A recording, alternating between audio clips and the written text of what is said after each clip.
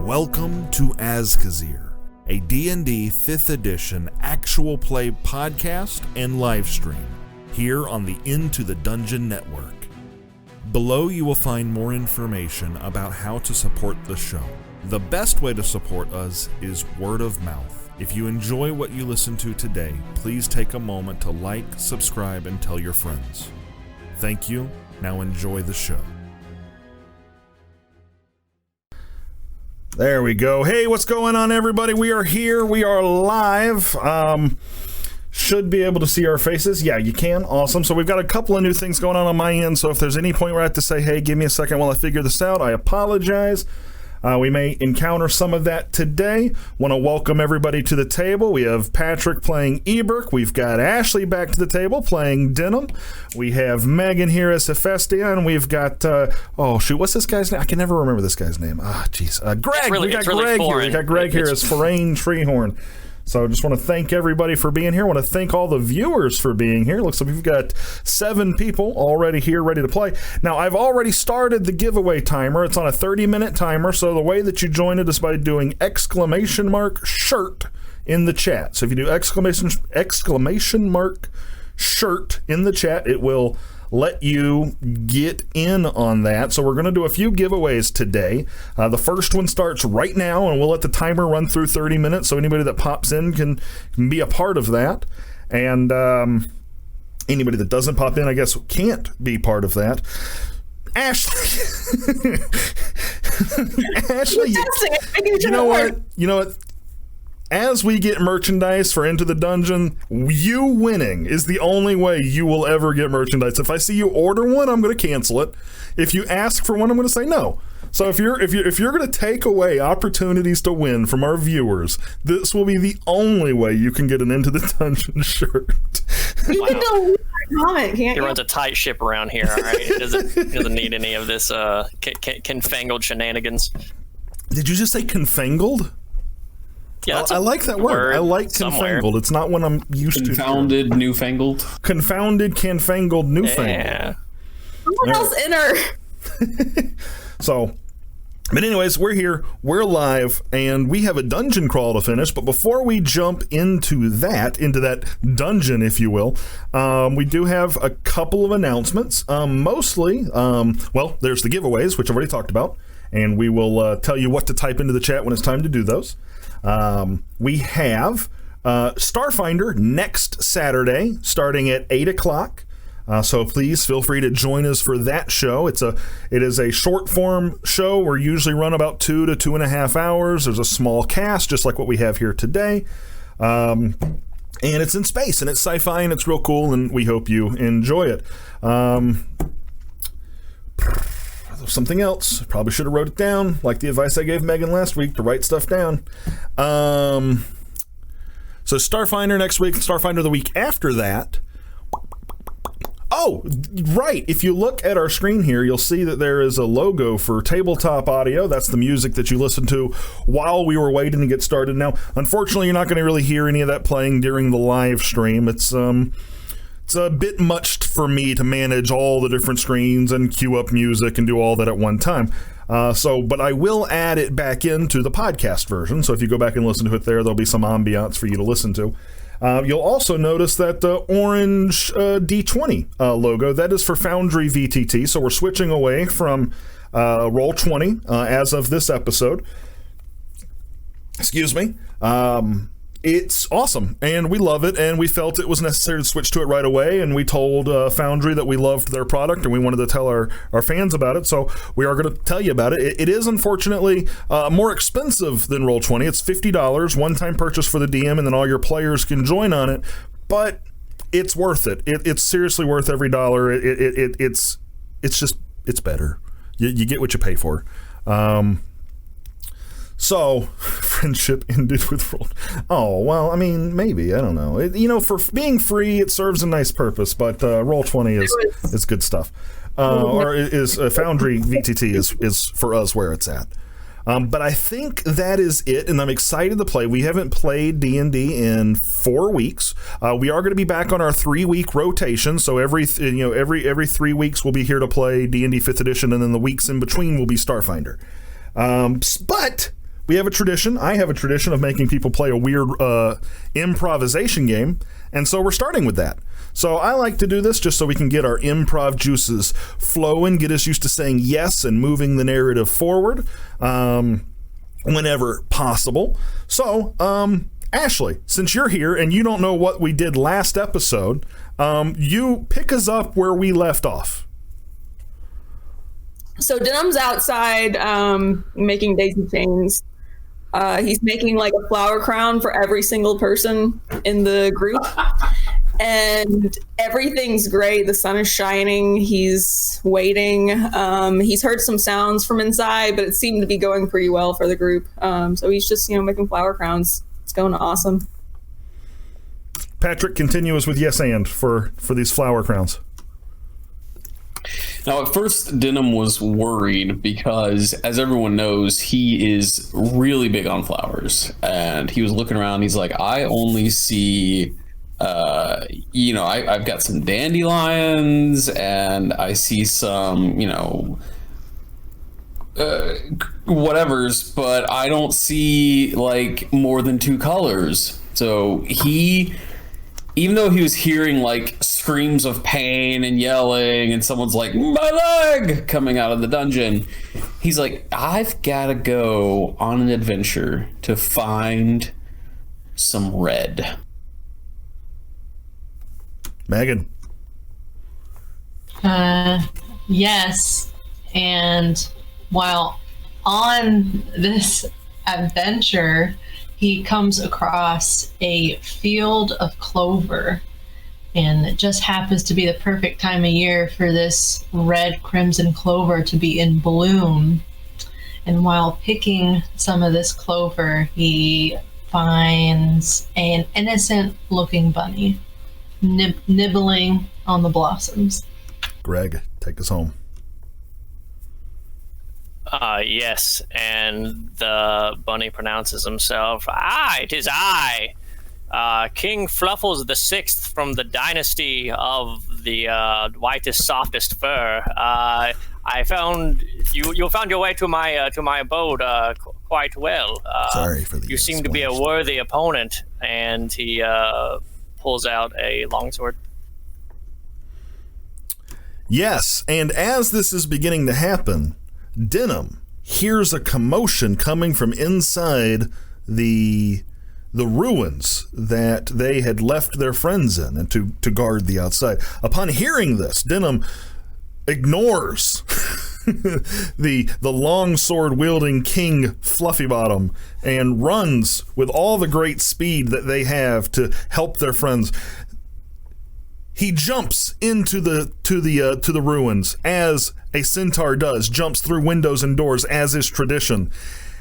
Gets into the first room, sees a bunch of dead orcs and orogs, runs to this door that's wedged shut, thinks, oh, my friends must have gone here and sealed it behind them, opens it up, looks inside, and sees a spooky blue thing that starts speaking into his head. It freaks him out, so he shuts the door back. He runs the other direction and finds his friends in the catacombs, having just defeated the Spectre, the Spectres, and the Wraith. And that is where we will pick up. Now, does anybody want to do any additional recap that's outside of what I just did? Denham notices, like, Hephaestia's level was at, 4, but now she's looking more like a 1. That's so right. if he takes any joy in that. Denham, perfect timing. Your assistance will be needing. Hephaestia's over there broken and bleeding. Here, and puts a flower crown on her head. So what was that blue thing back there in the other room? You don't know. The only other character that saw it was Kyle, and that was something I meant to bring up. Kyle is, unfortunately, like we mentioned last episode, his schedule and his day job has changed, so he's not going to be with us for Azkhazir for the foreseeable future. You can find him on Starfinder, our show that's on Saturdays. but he is not going to be here with us now. So he's going to, we'll just Final Fantasy him with the party. He's just kind of tagging along, but he's not going to participate. And first chance we get, we'll park him at a tavern or let him go do something, and we'll see what Salvador is up to one day in the future.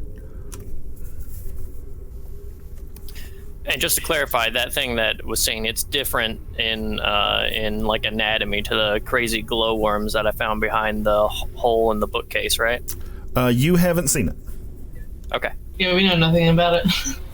In fact, Salvador never even mentioned it. So Denim bringing it up now is the first time you would have heard about it. Denim, there are monsters in this ruin. We just fought some ghosts. And, the lad's dead.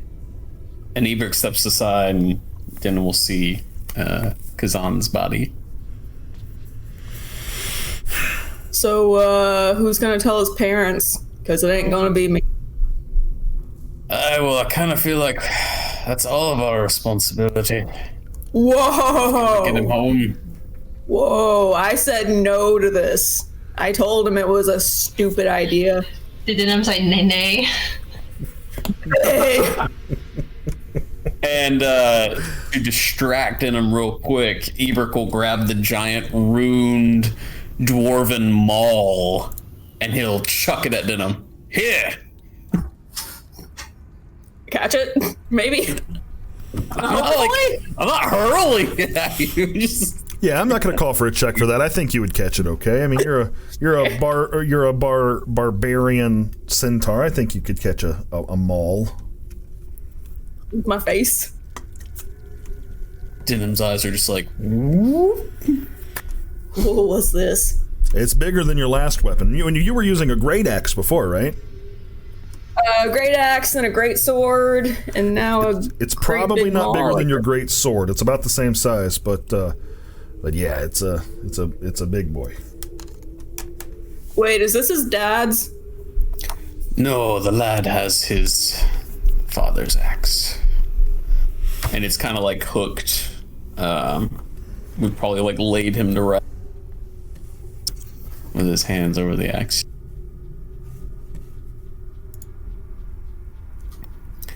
And he had pulled his friend out already, correct? Yeah. His friend is laying on the ground outside. There's also a pile of like orcish gear on the ground outside the dungeon. All that stuff there. Do you know where they are? Where to take him and his friend after they met that solemn end?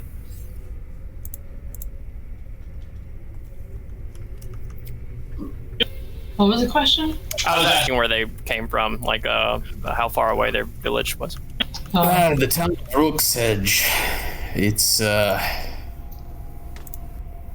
It's not terribly far off the way. We've got a map, right? Hephaestia, you've got the map.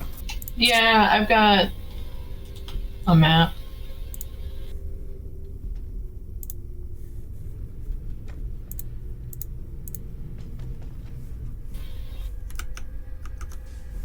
And as Hephaestia pulls out the map, Ebert will point to Rook's Hedge. She's like, it's more southerly, but we might be able to cross the river there. Actually trying to pull up the map. Is there a bridge? Because that was one of the things that we were concerned with, is how to get across the water. No, it looks like the bridge is farther south at Trader's Bend. But there might be a ferry.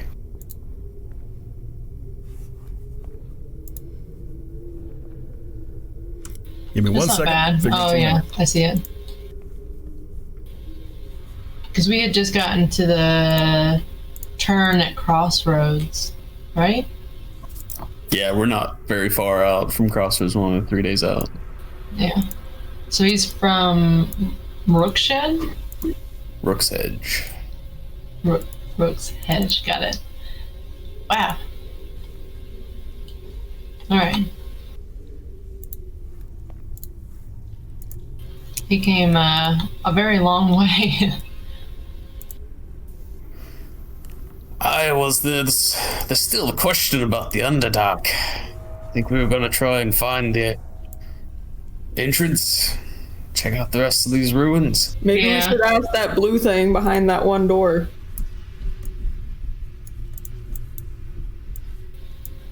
I don't, Real fast, I so the don't players plan don't on- freak out. You guys are going to be followed by this token of a scourge until I figure out a better solution. This is a this is the token I've assigned to the camera so that the viewers can see what's going on. Oh, I didn't okay, realize okay. I had to give the token vision for my camera user to work. So it's just going to Gotcha. follow you around. Don't worry about it. It won't bite you. It might bite you Won't if the suck DM out gets our annoyed. blood. I don't have that much left. Nope. Right. I think these are like the D&D vampire bats. Yeah, pretty much. It was getting kind of late in the day, right? Or no? Yeah. Yeah. It was like afternoon. Okay. But I've got to take like a long rest to get rid of this effect on my HP. But we had taken a short rest because I remember healing up as much as I can. Do we still have a cart? It was Pretty sure. outside, yeah. Am I pulling the cart? Not inside have- your cart. But I believe y'all had a cart and some horses. Like, by my count, y'all have got one horse Yeah. for each of you. Yeah, we made sure that we were ready for long travel.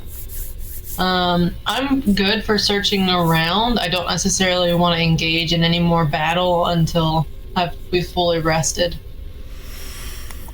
I know not everybody is in the Okay. same situation I am, but I'll I feel probably... fine.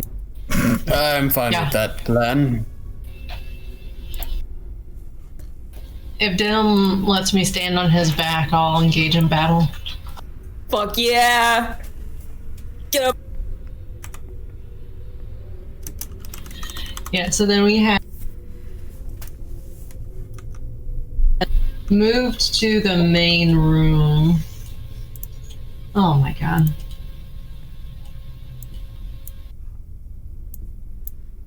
Oh, FYI, Parain still can't see the map. Really? Farain, do you have dark vision or anything? Activated, yes, but as a character trait for a Fearbulg, no. Got it. I'll fix you. Don't delete your token, okay? Because it's not. Don't delete your token. I will fix you. I don't even see my token. Token. But yeah, we had moved back to this main room and kind of regrouped, and then Farain had found the thing behind the bookshelf, and we're like, you know what? Maybe not right now. Greg, you're not seeing your token at all? I mean, it's under the players tab, but I have no token on the map. There's also no map. Wait, what? Does everybody not see? I see Farain now, and I also see the map. Should I reload? Maybe. You should have a mostly black screen with... I don't see Greg under the players. Yeah, I was gonna say, I don't see Greg under the players list either. Greg, did you join the link that's in Discord? I mean, he did, and he selected his name when he logged in. You want to try again? Yeah, reload.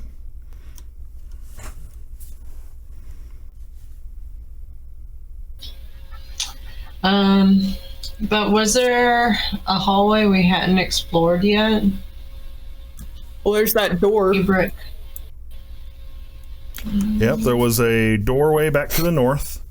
There was the doorway back to the north. There was a secret door at the south that opened up, and I believe it was Farain saw some creepy crawlies of some variety. But the doors that y'all are aware of, at the very least, is the one that Salvador and Denham had seen that was sealed shut with a python. and the secret door to the south of the room y'all are in now.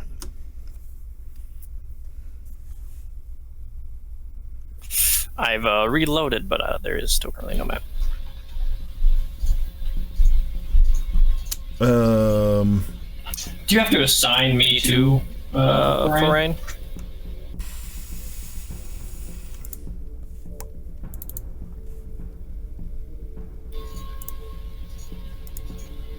Yes, but I'm checking. That should already be done. Yep, you're assigned to it. Yeah, it's showing Greg on his screen under players, but it's still not showing him on mine either. Greg. Yes. In Discord, in our private Azkhazir cast chat, are you using the link that's starts with JD Powell 23? Yep. I don't understand. I don't understand because it's not showing you. So as the dungeon master, I can see all the people that are connected, and it seems to be indicating that you are not connected. I don't know why. Hold on, let me think through this.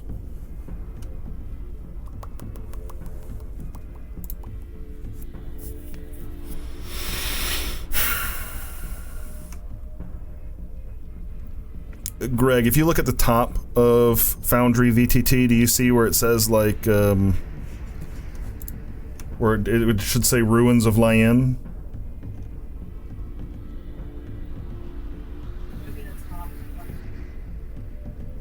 Yeah, it says Ruins of Lien, and it says GACMP under it. What browser are you using? Chrome. Do you have Firefox? Well, I'm using Chrome and I can see. see it just fine. I haven't had issues with Chrome until today. And I had an issue where it looked like I was in, but I wasn't. And as soon as I tried opening it in Firefox, it worked. I don't have Firefox. I can get it. I don't know if it'll fix the problem, but yeah, go ahead and try. Let's see.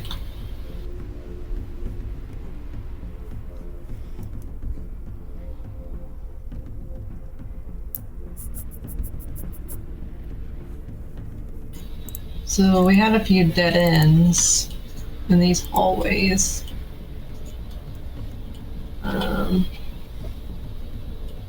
Yep, yeah, there were some dead ends. There was the body of Kazan's friend was found on that round table that's in that room. Up there was like a kitchen, if I remember correctly. Yeah, it was real dusty. Real dusty kitchen. Y'all had investigated the various dead ends and errant hallways in here. Hey, I see Greg. Greg, you just lit up. That worked. that worked? Weird. I don't know what that's about. I'm sorry that was problematic for you. Do you see your token? Oh, Anybody? Yeah, I see my Yeah, I token. see my I guess anybody that is checking out the Foundry virtual tabletop, if anything funky happens with Chrome, just switch to Firefox. Sorry that happened. Like I said, I'm using it on Firefox now, but when I tried to load it up in Chrome earlier, it gave me some trouble. All right. So we do have the bookshelf with the slugs, and then we have the door to the north with the weird creepy thing. Well, if there's a secret door in this room, I wonder if there's a secret door in the crypt room. Did we look? Y'all had done some pretty extensive investigations, if I remember correctly. Got a lot of history on the mural that's in that room, and Yeah. you were investigating like the sarcophaguses. Y'all did not see any signs of like secret lever or button or activation or like where like a door would slide open. You feel pretty confident that room was thoroughly checked. I could just bust down all the walls with this hammer. Go right ahead. No. Let's. You have a thing for being buried alive, don't you? I think it's better not to wake the dead. I'm not sure, the adventure is that we've led is going to lend us into more danger to find ghosts and phantoms more the stranger. Yeah, because we realized that the orcs had probably come down through the Underdark, because the journal we found was like several years old. It was a 2-year journey, and Lolth showed them the way to this place. Yeah. So Ebrick looks at everyone leaning up against the table, and he says, "All right, well, Forain's monsters or Salvador's monster? Which first?" Well, past the bookshelf, I had not gotten a good look, But you'll find them if you pull on where that should be a book. Do we know that Point that at the full blue chain. glowy thing is really a monster? We I can mean, go it didn't find out. attack me. I'll go back to that door and say hi. Oh my gosh. Okay, we'll follow Denon then. I like it.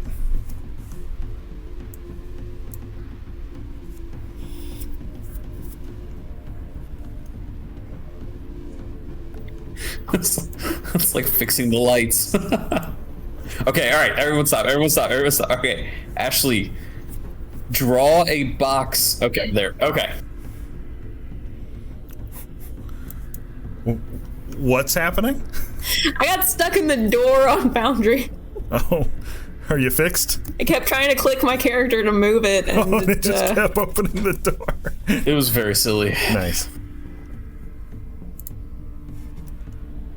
hey, blue thing, what's up? It's me, your boy. You're back again. Yeah, hey, you doing okay? Yeah. Good to hear. Good to hear. What So as you what are start you? moving closer to it, you start to see something that could be best described as aberrant. That's the wrong word. That might not even be a word. Like the adjective version of an aberration. Aberrant. Yeah, aberrant. It's got these like, and you're really only kind of making out some of it as it's sort of around this corner from you, but you can see it's producing this sort of like blue bioluminescence, and you keep seeing like wisps of tentacles coming off of it. Alright, be careful, lad. Hey, it's been nice so far. What are you doing down here? What's up? We're always down here. Oh yeah? Yeah. You've been here always? You didn't come from somewhere else? Somewhere else, is here, and here is somewhere else. This is new. The stones here are smoother than I'm used to. Oh, cool. Is that a good thing? I'm assuming that's a good thing. Oh. Hi.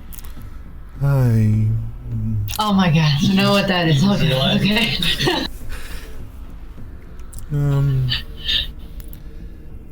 What is this? What is this creature? Touched it, bet you won't. Can you show me the way out? Oh, do you want out? I thought you liked the stone here. If you It's want. nice, but it's very enclosed in here. I like Oh, yeah. the open areas better. I feel you on that. I do feel you on that. Yeah. Just follow me. Sure. I'm not getting near that thing. So you're gonna lead it outside? Yeah. So is it gets to that main room with you, or that sort of entry foyer, and it moves towards the door you've shown it out. It immediately.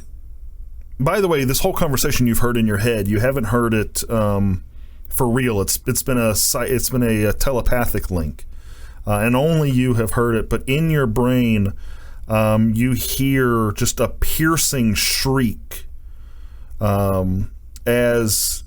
Oh, why did you bring me to the light? It hurts. Ow, what the fuck, dude? You told me to take you to the exit. Oh, no, back to the caverns. Oh, sorry. Here, just turn around. Go back. I think I know what you're talking about. Go back. So I do need you to do me a favor and roll a d4.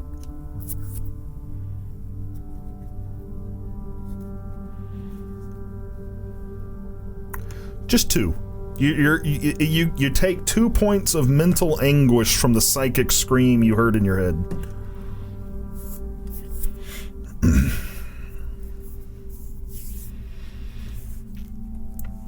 Fuck, dude. Ow. You could have said nicely. Jeez. Okay, come on. There's a hole behind this bookcase.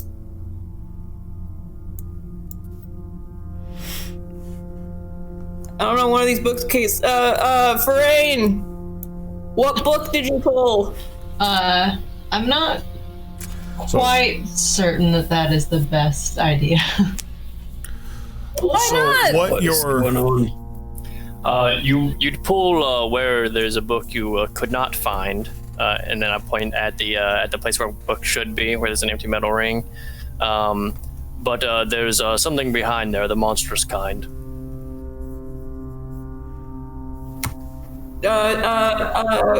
Denim lad, what is going on? It just wants to go back to the caverns. Yeah, so the rest of y'all now hear kind of in your heads, it says, you take me home, please? I mean, we gotta take some fallen people back to their village, so we can't really go with you, but like the entrance is over here, and I'll pull the ring and open the door. So you pull the ring and this stone door sort of pulls back and then recesses into the wall. There you go. I opened it for you. Should be able to see. Is that the cavern you wanted to go to? Looks like more of the same. But if it's this direction, I'll go. Thank you for your help. You see him sort of float through. I have informed you that there is monsters past this area. I close the ring. I'm sure he'll be fine. Oh my god. That was very strange. Let's go check where it came from? Or do we follow it? No, let's go see that other hallway. It's clear now. Oh my god! You just sent that poor thing to its death!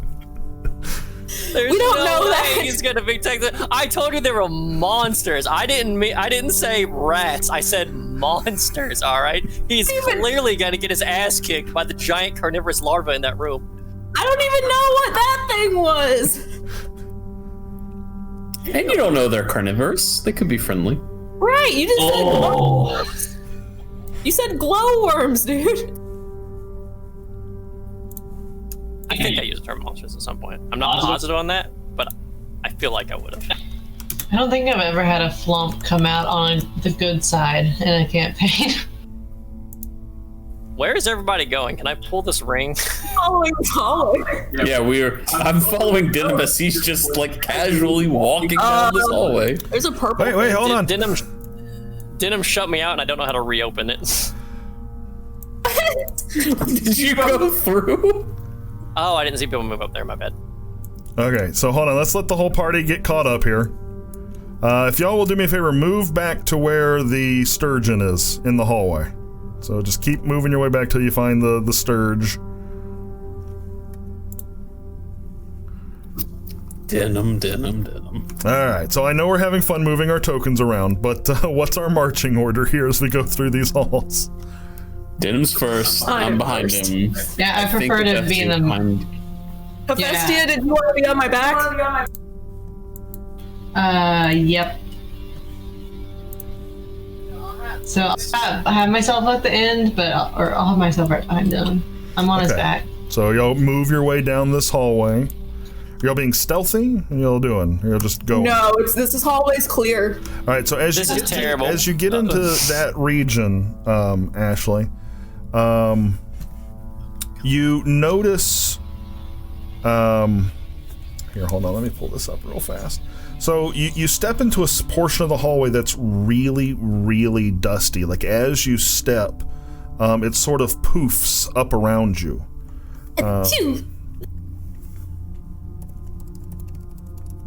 That's not what a horse sneeze sounds like. Was that better? That was perfect, thank you.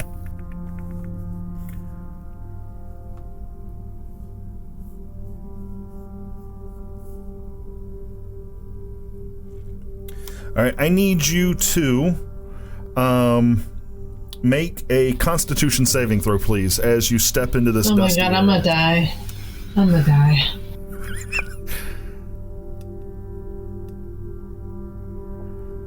Meghan's like, I'll be safe on Denim's back. Why did you jump on the back of the danger horse? I figured they'd target him before they targeted me.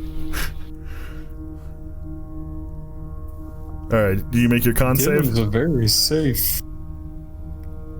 Hold on, I gotta get dice. Okay. Is it just Denim or Denim and Heavy? Is Hephaestia on the horse? Yes, we've stated. Okay. I need a yes, Hephaestia. I will need you to make it at advantage because you are not on the ground where this dust is.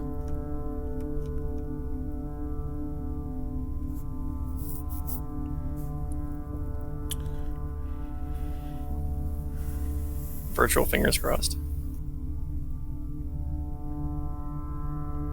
Okay, 3 dice were just rolled.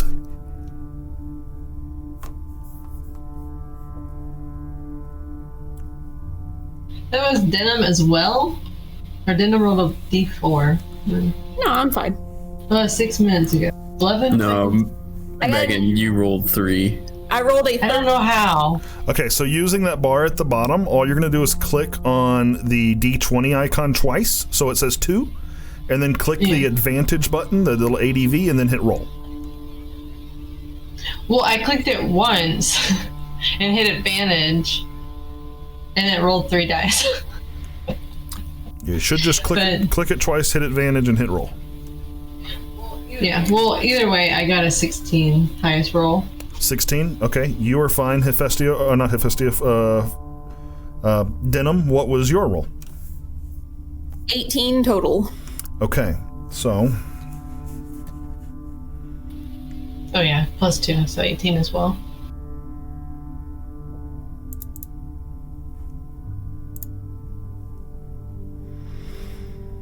So 7, 8, 9 halved for both of you since both of you succeeded. You're going to take 4 rounded down. Yeah, 4 rounded down in damage. You feel as you breathe in these particles that come up off the floor. You feel a piercing cold flow through you, and as you feel it, the dust on the floor sort of spreads. You see it go down the hallway a little bit away from you. And you see it move up along the walls next to you. So it doesn't proceed back towards Forain or Sandro, but it seems like it covers this pathway more. Sorry, Dust. Like, Hephaestia's like hacking on your back. She just lost a fourth of her HP. Or a third of her HP. So she just like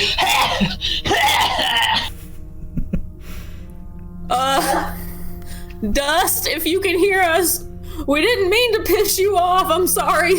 So as you're standing there, you can feel, it's almost like it's sapping from your hooves just the warmth from your legs. Like it seems like it's pulling any amount of warmth out of you.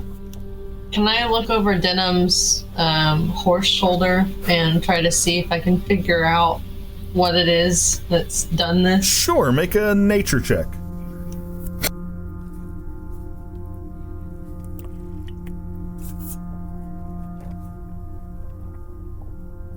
Guys, the dust is so mad at us. Well, I rolled in person because I forgot the thing rolls, but that is a +3, 9. You are able to tell that this isn't dust. The way that it moves is more like mold. But that is all you're able to get from it. I don't think that it's. I'll tell Denham that it's not dust, a living thing. A living? Can I make a nature check as well? Yeah, definitely.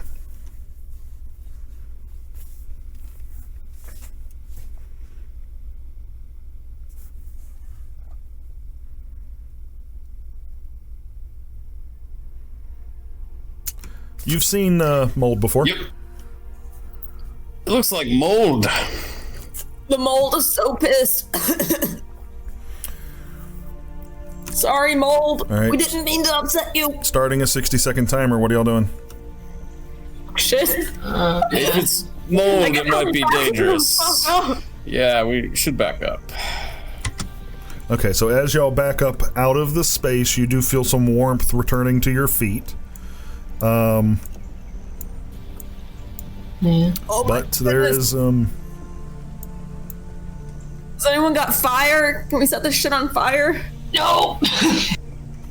Sure. I mean, I don't know that.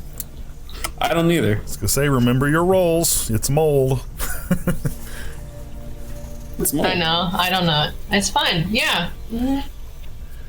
Fire kills most things, right? Bleach. Bleach. Do we have any? No.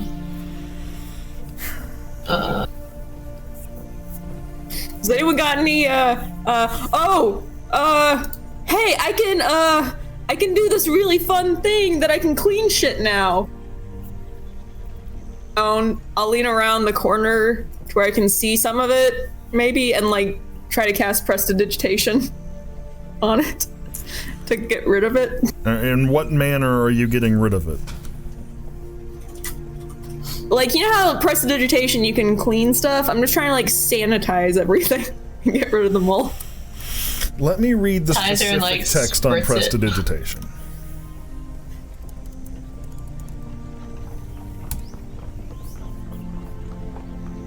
I think it can clean soiled matter, but All right, Yeah. you can create an mold instantaneous is a effect, living organism. harmless sensory effects such as a shower of sparks or faint musical notes.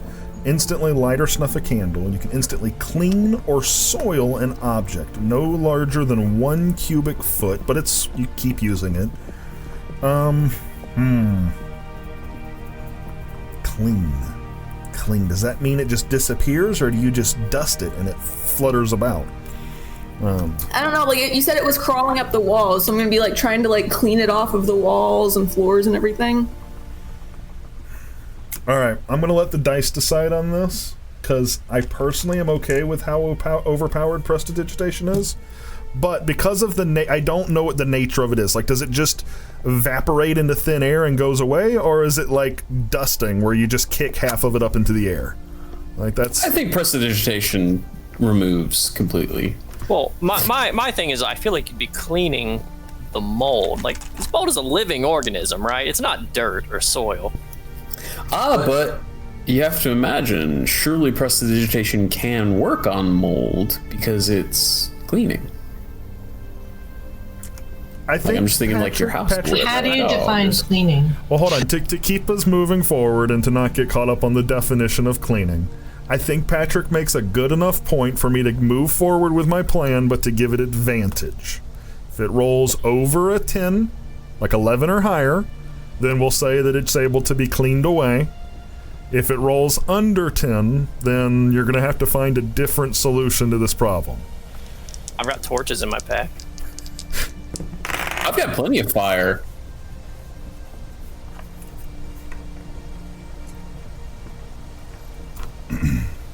Keep those fingers crossed. Did I say if it rolls over, then it'll work? Yes. So do you want? So this is what I'm going to ask you. Do you want me to roll it on Foundry where you can see the results, or do you want to take what I have rolled here? I'll leave that up to you. Is this the Monty Hall problem? I feel like every is the time you Monty ask Hall that question, problem. it's in our favor, but I kind of want it public anyways, personally. Is that a question? I've just got for one Denim? person that says they want it public, so I'll do it public. Thanks, Greg. So my roll with the dice was a 2 and a 5. Wow. But God, I actually do never want to trust start the using DM the. again. I gotta resist the urge to grab my physical dice. I really want to use the Foundry dice. I like that y'all can see the rolls. Takes the flubbiness out of it. Yep. So if y'all see me going for my dice, with the, if you can see me with if you can see my face and I'm going for the dice, tell me to stop. All right, so Denim, you walk forward, and as you do, you prestidigitation the walls, you get the floor, and as you do it, it just sort of mists away. And I don't want this to set a precedent. We might do a roll similar to this when it comes to cleaning stuff with prestidigitation in the future. But for this instance, it does work. Good job, lad. You realize that this dustiness goes down the length of this hallway, and you're able to clean every bit of it. Hey, magic is actually kind of cool. Who knew? Hephaestus, does the biggest eye roll. Venom doesn't picture on my back. She winces halfway through because she's right. like that. It hurts. All right, but yes, you're able to clean it up. So what are y'all doing? Following Denim. Yeah, we'll keep walking forward. Actually, I might get off Denim's back. So, step. Greg, because you're moving through this space, your passive perception is going to give you the chance to see this. Make a perception check for me. Okay, passive's 23. You want me to make an actual active one? Yep.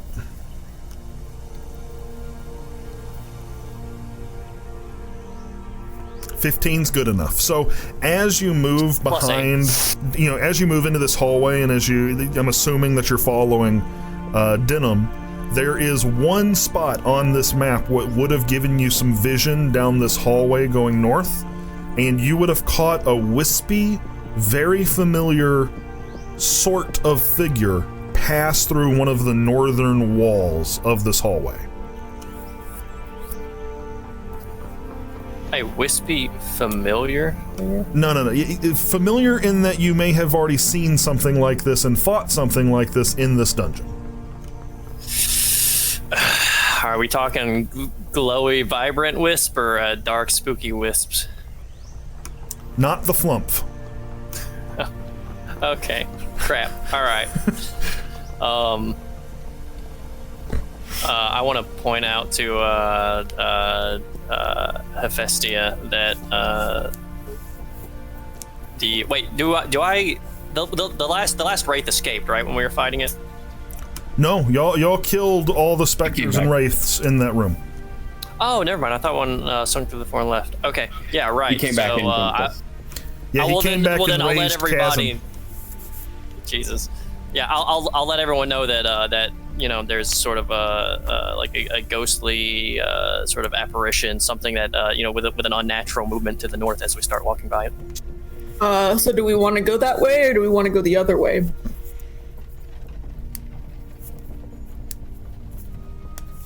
Because we have come to a fork in the road. Which path will we follow? I'd rather it not surprise us in the back. Maybe we should follow it. Giddy up! Son of a... What? I finished Hephaestus' eye roll. I'm gonna need y'all to look at the chat if you're looking at the stream. So, that's obviously not how we're going to do this. Fortunately, I have a plan. We only had two other people enter this contest. Yeah, there were 2 other people. So this means we could do a good old-fashioned evens and odds on a d20. If it is even, yes. If it is even, it will be Sky Invictus. If it is odd, it will be Queen Bree. This is bullshit. And regardless of even or odd, it will never be Ashley. I cannot believe I didn't have the stream pulled up at the moment, but wow, I am amazed. All right, so let's see here. Who's getting it? Evens, Sky Invictus. Odds, Queen Bree. Here, I'll use a digital dice. She said rigged. 16, even. So it's going to go to Sky Invictus. Sky Invictus, congratulations, you have won a shirt. Queen Bree, if you'd like a chance to win a dice box or a shirt, you can hang out until later in the stream when we do 2 more giveaways. Yay! All right, so carrying on. Did y'all decide to go north? Is that what we're doing? I see people going north. All this purple shit. Yeah, we're following Denim. Okay. I want to emphasize, Denim is in front. Got it. So Yep. as you move through this hallway, I would say as you get to, see, you did the first bend to go left, you're going to do another bend to go north, second bend to go left again. Right as you get to that corner to go north again, you're going to see a spectral being come out of the wall and attempt to grab you. Hey, whoa, no means no.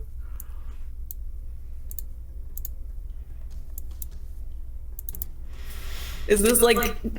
Megan, were you still behind Denim, or am I behind Denim? I probably got closer to Brain. Are you hurt right now? You're hurt, right? Yeah. I have to make that saving throw? Yes. I am hurt. Well, with the no, you amount don't of have to make healing. it yet, but you can just remember that roll. What the fuck? Oh, That is a natural 20 on Jesus. life drain.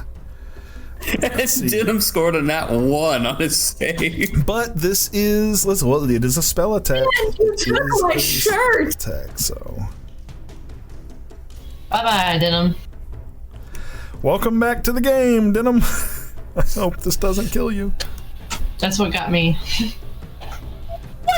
Oh, well, there's just, All right, there were some highs, there were some lows. that's 21 damage from life touch. So now, did you make your saving throw already? Yeah, he rolled a nat 1. Yeah. All right, so not Total only do you 6. take 21 damage, but you're going to reduce your life by that much. You're going to reduce your maximum hit points by 21.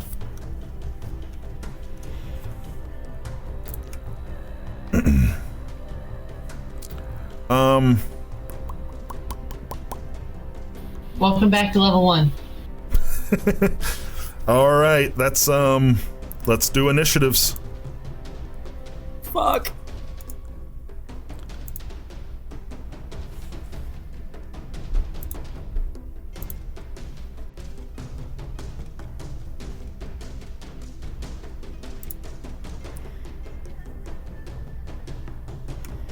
All right, I got your initiatives for you.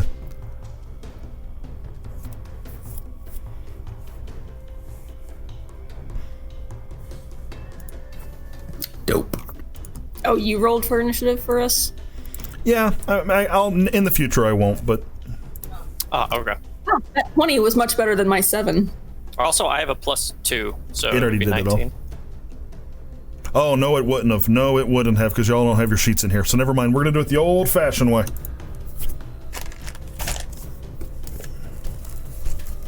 Huh?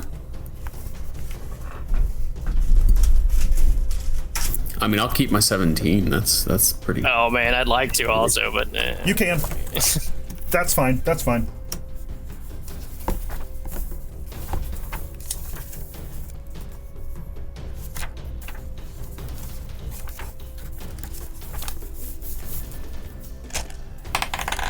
Does a bard's jack of all trades affect initiative rolls? I am about 25% sure I read that somewhere that it does. Yeah, I mean that's what the math on D&D Beyond is showing, and it does say Initiative ability checks. is a dexterity check. It is just a fancy word for a dex check. So anything that would affect a dex check also affects it.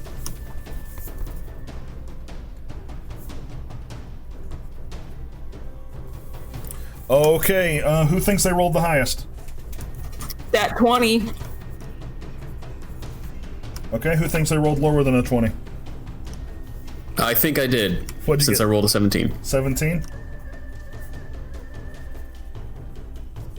Greg also had 17, right? Well, for DM's roll, mine was sadly a 12. No, I said you could use it. You can use the 17. Oh, nice. Well, it would be +2, so 19. God dang it.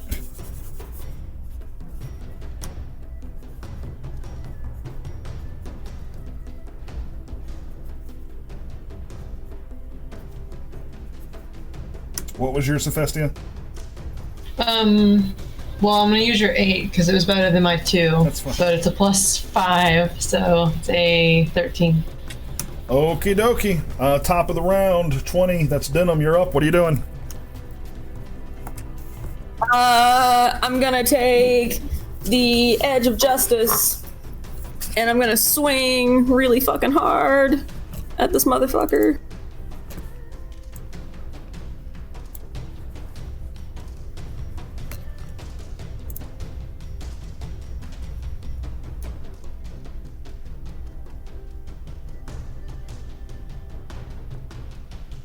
Does 16 hit? 16 does hit.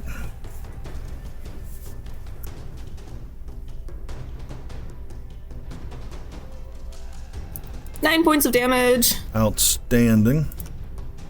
As you hit it, it sort of... Your blade, you see your blade, so the edge sort of glow a bit as was the Edge of Justice magic? I don't think it was magic, so 1 second. Is that blade magic? I think it is. No. I think it just had a It bunch was of... keen, balanced, and sharpened. Yeah. But not magic. I think you made a point of saying it's not magic. Yeah, it isn't. All right. So yeah, you see your blade slice through it, but it doesn't feel like it does as much damage as it usually does. All right, that's going to take us to Forain, unless there's anything else you want to do, Denim. I am gonna go ahead and rage. Yeah, totally. Yeah. This is some bullshit. All right, anything else? Nope. All right, Foreign, you're up. Eberk on deck. Was there any brown mold in this hallway? No. Nope, you cleared out the brown mold. Okay, so I want to ready a spell, a cantrip, produce flame. So as we pass this corner and we see a dark wraith, sort of a tendrily wispy hand reach out and go for Denim. He's on high alert, and he opens his hand, and a little puff of fire appears in it. And he's just getting really paranoid because he's seen these things, come in and out of walls before. So he's ready to toss it at whatever he can within his line of sight, if it's, not completely opaque. Gotcha. So you're just holding Produce Flame? To throw it at anything I see. Is it a spell attack with a to hit? Yes. I would say that you can see this creature based on... I'm just using Foundry's built-in line of sight system. You can see it, but it's going to have +5 to its cover. Okay. All right. Well, yeah, I'll still try it anyways.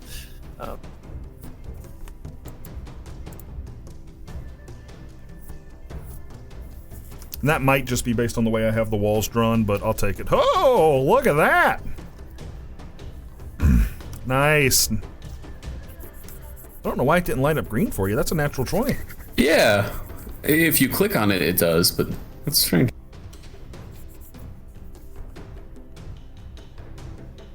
That means it's 2d8, right? At level 5? Yes.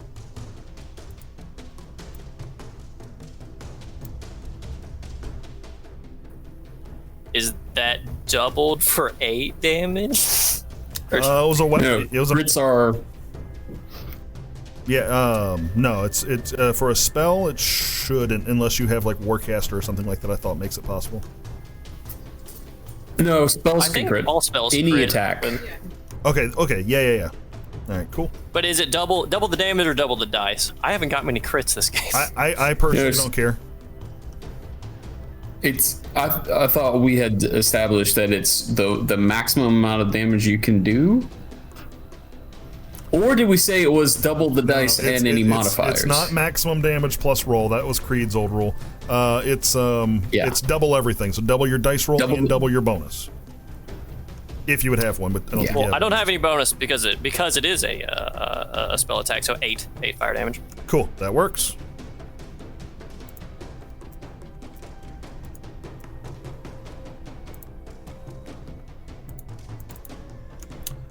It's not a happy camper. You see it sort of shriek in your direction.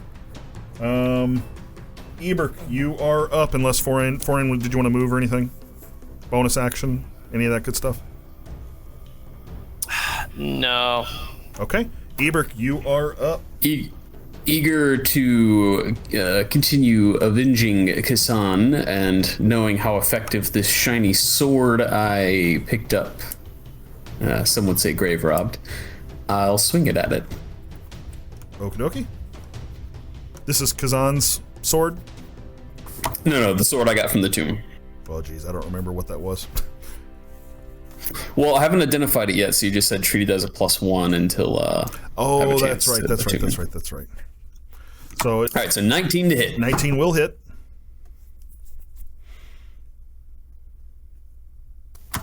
That's going to be 10 magical piercing damage. Nice. Okay, tell us how you kill it. Center of mass, just thrust. So yeah, you Around though them. you aren't attuned to this weapon, it is still imbued with magic energy. So it's you stab through it, you see it sort of glow as it pierces its ethereal form, and the specter just sort of poofs out of existence. You see a little pile of like spectral ooze splats onto the ground. No finisher lines. Go have at thee again. No, but you actually reminded me of something I wanted to do at the end of the last session. I was like, oh, well, I'll just do it at the start of this one. I wanted to see if they were dropping any kind of like ectoplasm or anything. Yeah, you can.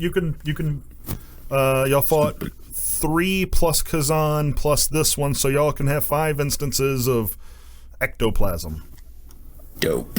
I am interested for medicinal reasons.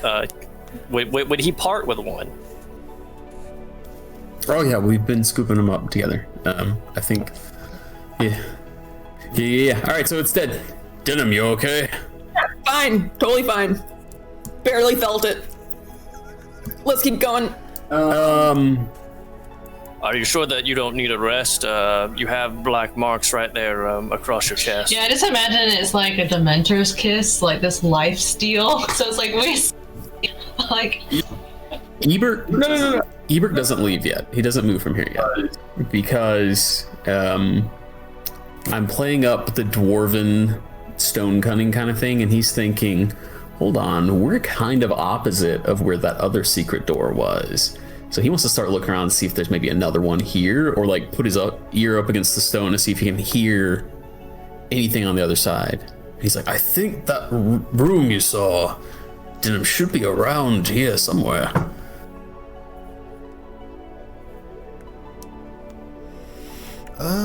Okay, make a investigation check for me.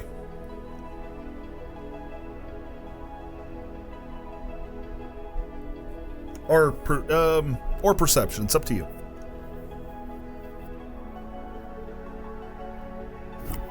$11. You place your ear up against the wall, and you don't hear anything. We should keep an eye out anyways. All right, so y'all keep moving. Yep. Yeah. All right. I'm behind Denim.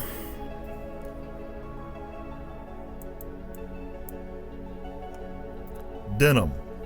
Yeah. You saw that, didn't you? Yeah. Go back to where you were when you saw it. All right. Where I was when I saw it. Yep, that's where you saw it, right there. Because I can see what you guys can see, and it's wonderful.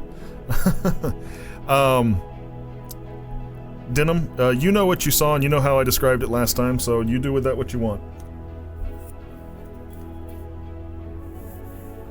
Hey, Farain. Eberk. I think you all should take point on this one. There's another one of those motherfuckers around the corner here. Okay. Kill with fire. Eberk will take point, and he's readying a stab with the sword if any ghost jumps out at him. Okay, we are back in initiative order at the top. Denim, Nice. what are you doing? At the top? Yep, back same me. initiative as we were before. So, Denim, what you doing? Denim.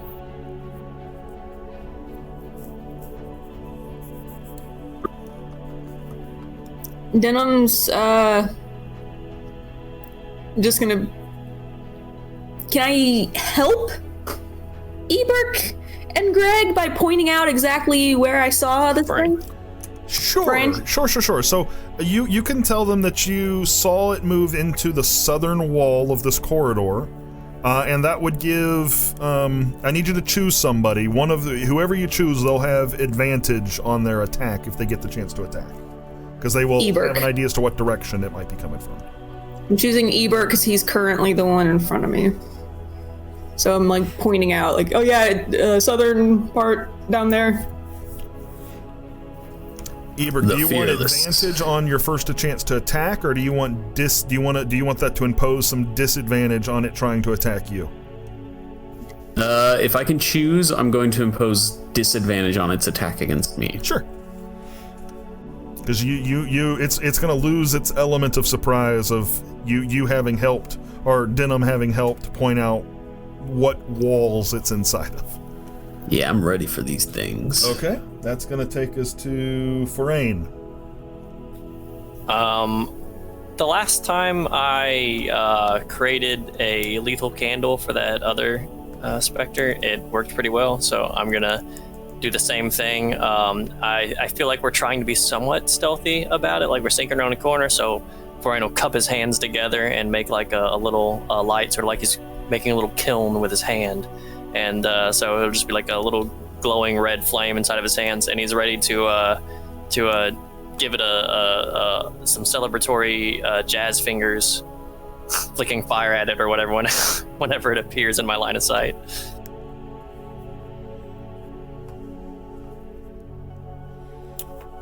Okay, so you've readied the cantrip again? Yeah. Okie dokie.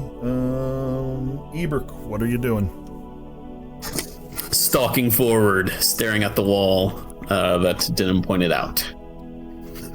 And I will again ready an attack action with the sword. Okay.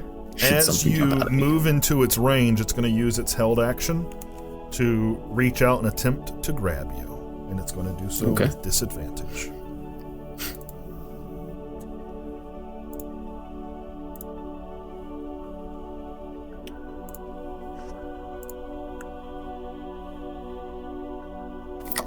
Gross. Does a 17 hit? 17 does hit. Sorry, my friend. Where are my saves on this thing? Okay, so it's going to do 10 points of damage, and you got to make a DC 10 Constitution saving throw.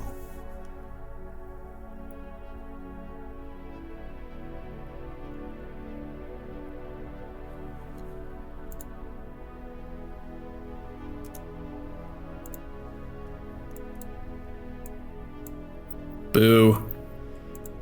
Total of 8. Was that total of 8? Yeah. All right, reduce your hit points, your maximum hit points by 10.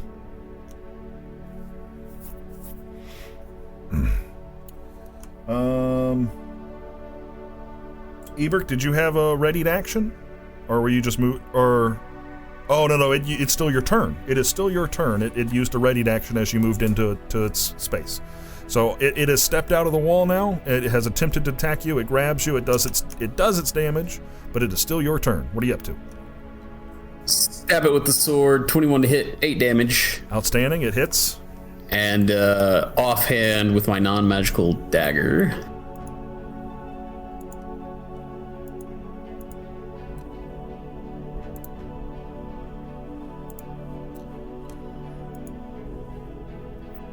So 5 points of non-magical. Okay. Yeah, it sort of shrieks at you. And I think now Forain. Yep, Forain, same as before. You can see it. It's almost full cover. You're going to have that +5 to its AC if you want to attack at it now. Even if I was to move behind. Well, it's not your turn. You readied an action, right? You are correct. So yes. if you're going to spend your reaction to cast that spell, you'd have to do it from right there. Right. No, you are 100% right. All right, so after saying this happened again to another one of his allies, Barney goes, "Burke, to fall here, you're not fated. This dead is ready to be cremated." And then I toss the All right, what's your to hit?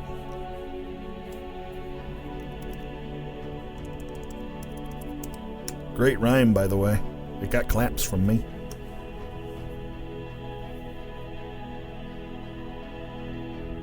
$21. 21 definitely hits. Go ahead and roll your damage.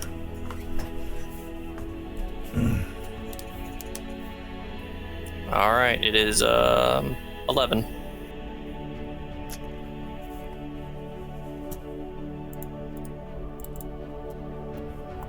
Oof. Okay. 11. Got it. All right. It's real hurt. It sort of hisses at you. That's going to bring it to its turn. It is going to disengage. No, it's not going to disengage. It's going to just step into the wall. Ebert, you still have a reaction? Or are you going to attack of opportunity yet? I can't. Can you not?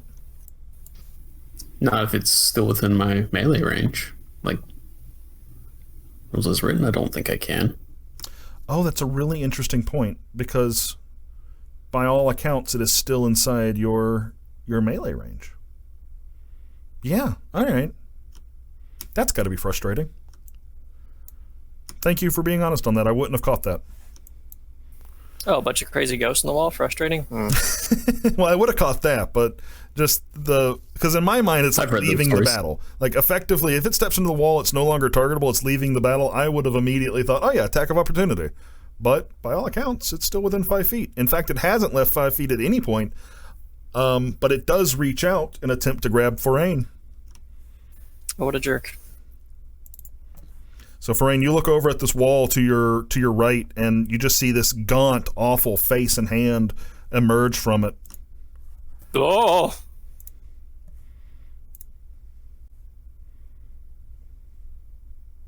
Does an 18 hit? Unfortunate, it does. Okay.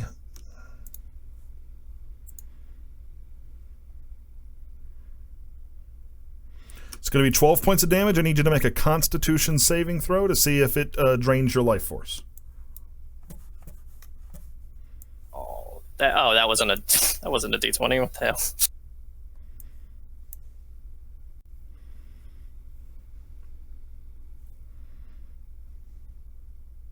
Oh, wait. Saving throw is DC 10? Yeah, it's DC 10. So is it a 10 total? Right, what was is that the what damage? it was? Yeah. All right, so you take the 12 points of damage, but you don't reduce your hit points. Oh, Jesus. Okay. 12, gotcha. And you see, after it hits you, you see it pull back into the wall. All right. Hephaestia, your turn. What are you doing? You just saw this ghostly form pop out and then suck back in. I'm gonna cast Protection from Good and Evil on myself. Okay, what does that do?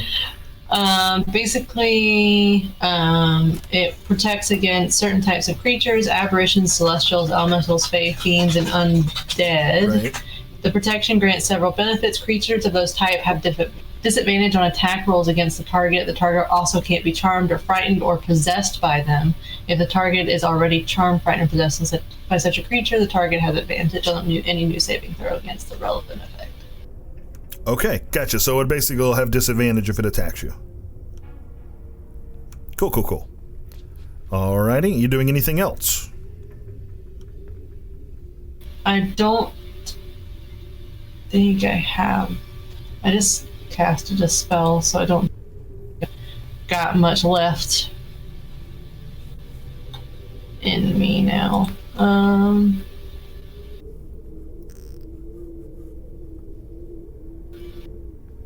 No, that'll be it. Okay, top of the round. Denim, what you doing? Denim going to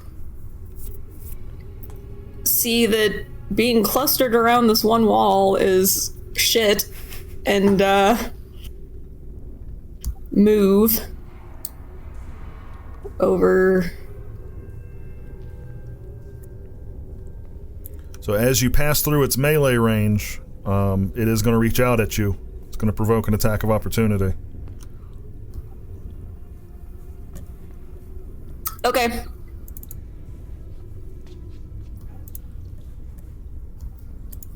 Try it, bitch. That's it. I'm so glad you're back at the table. Does a 15 hit? Fucking shield, bitch! All right, it's gonna miss. But I did cast a spell, and it is a first level spell, which means that my AC is... We're all gonna die. I am a wild magic sorcerer.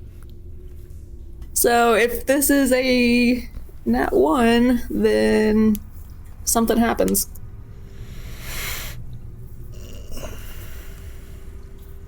Nothing happens. Okay, it's fine. All right, dope. I moved. And just gonna hang out here and make sure someone can maybe, I don't know. We're not all within 5 feet of it. I'm just gonna be here. And it used its reaction, so that's cool. Alrighty. Farain, you were up. Eberk on deck. That hurt, and Fran recognizes that it did it in response to me hurting it, but nonetheless, he's going to create his portable kiln again in his hands and ready it for it trying to lash out at him. And he doesn't like that he can't quite see where Denim went, so he's going to step one step further and just ready my reaction to attack at it again if it chooses to do so. And with the same or produce becomes flame visible spell? at all in my line of sight, actually. But And this is the same produce flame spell that you're readying? Yep. And that's a cantrip, right? Correct. Outstanding. Okay, Eberk, you were up. I'm going to stand right here, staring at the wall with my back against the other one, and I'm going to ready a sword attack Okay, if it pops out. sounds good. Anything for bonus action? Yeah, I will healing word myself. Okay, snazzy. Oh, Can you? I should have did Didn't that. you fail your con save, or did you pass your con save? Me? Yeah, you- I failed, but I was also hurt Gotcha. already. Okay. I didn't realize you had already hurt. My bad. Hey, look at that. 4. That's nice. Okay. It's going to bring us to the Spectre's turn. The Spectre is going to step out and attempt... Your audio cut out. Spectre's going to step out and attempt to hit Farain. Farain, I believe you have a readied action. You can go ahead and use it if you'd like. Nice. Hold on. Let me see something. Is Produce Flame a ranged spell attack? All right, what do we see? Oh, Yeah. is Produce Flame a ranged spell attack? It has a range of 30. That's a ranged spell attack. Does that have the same Here. disadvantage as a ranged weapon? All spell attacks. Will it? Or all attacks. Is right here. Oh no. Okay, that's unfortunate. Oh no! Sorry, All right, go ahead and give me one more roll. Let's see what it is. Wow. Man, That's so unfortunate. How does that? that is some shit. It happens because the one who's cursed with dice rolls brought it up. Yes. Yes. I am the curse of Zeron that the ghost was talking about last session. Does a 14 hit you? It does not. All right, you see this ghastly hand come at you, and you watch as your Produce Flame just sort of flies past it and bursts into the wall, barely missing Hephaestia, mind you, as it shoots off in that direction. But you're able to move out of the way, and the grasp misses you. It is going to use some more movement to go back into the wall. It moves back into the wall. Hephaestia, you're up. How do you feel about taking out this wall? I am going to ready. Can you use your bonus action and still ready an action? Yeah. Or you're taking your turn to... No. You can. Yes? Yeah, it's No. an action to ready an action, and you'd still have your bonus action for sure. I think the same rules for spell would apply. Because when you use an action to cast a spell, you are actually casting that spell, so you wouldn't be able to do certain bonus action spells. I think as rules are written, but I don't usually care so much about that. No, that's fine.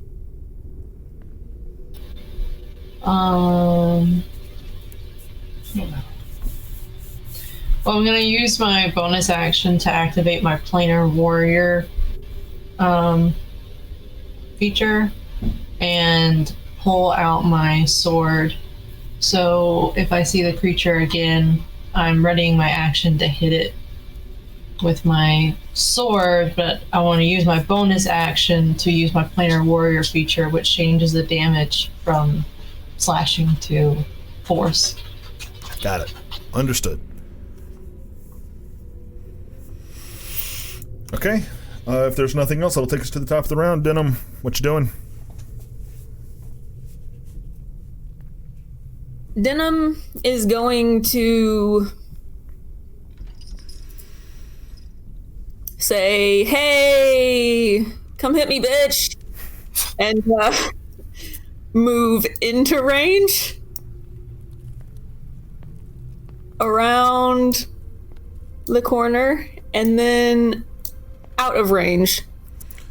If you're doing that, it's going to provoke an attack of opportunity again, and it will reach out for you. It sure is, and Hephaestia is going to get to use her ready action. That's smart. I like it. And it's a stupid spirit, so it doesn't know better. So it's going to happen. What a big dumb idiot spirit. All right, so we could do it in that order. So Hephaestia, I'd say this: if you use your reaction, it'll trigger immediately. So go ahead and make your attack. If you want to, you can just give this to me if you want. I don't like these dice. I am okay with you all rolling physical dice. If I didn't make that clear, I It apologize. was a 17 and then just slightly rolled on 3, Sorry. and that's happened Well, so many times. If it makes you feel any better, I looked into this. The physicalization of the dice has nothing to do with like what the roll is. It does math, and then it just rolls fake dice. So it's just a visual thing. Well, it's still +8. What does that give you? What's that total? 3 + 8 is 11. Ah, just barely misses. Damn. Just barely misses. Okay. Well. All Shit. right. and now it's going to attack at Denim. All right.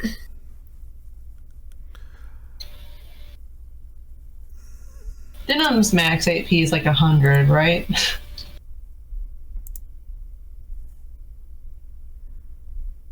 Does a 17 hit Denim? Not with motherfucking shield. Nice. Okay. It's fine. It's fine. I'm fine. But hey, guess what? It's still my turn.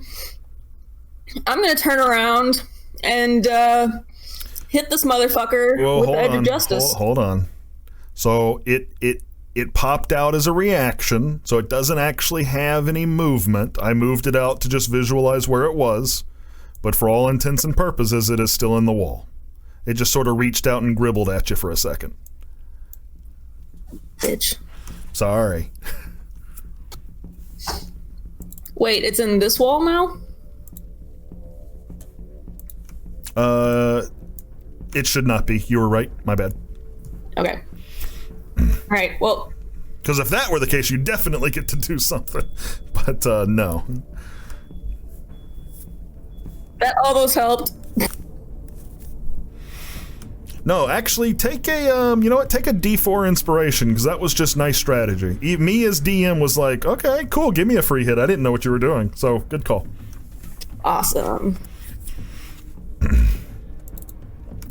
I'm really curious. This thing has been at 1 HP for like 3 rounds, or for 3 rotations. I'm really curious how long this is gonna go. Probably not long. Okay, sorry. So, Denom, are you doing anything else on your turn? You're gonna ready an action or anything? No. I know. Ready an action. Ebert and Ferengi are going to take care of this when they ready an action, and then it pops out to hit one of them. It'll be fine. Can it just stay in the wall forever? I don't. Most things like take damage when they end It's ethereal. their turn, walls and stuff. Let me make sure. Incorporeal movement can move through other creatures. Oh, it does take 4. It's dead. Oh. It's dead.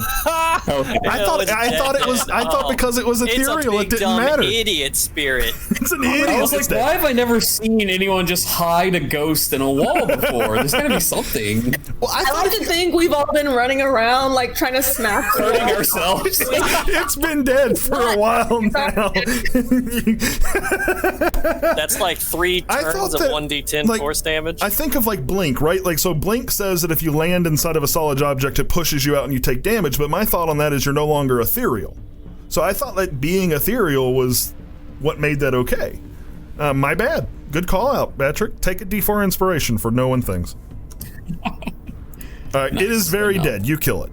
Nice.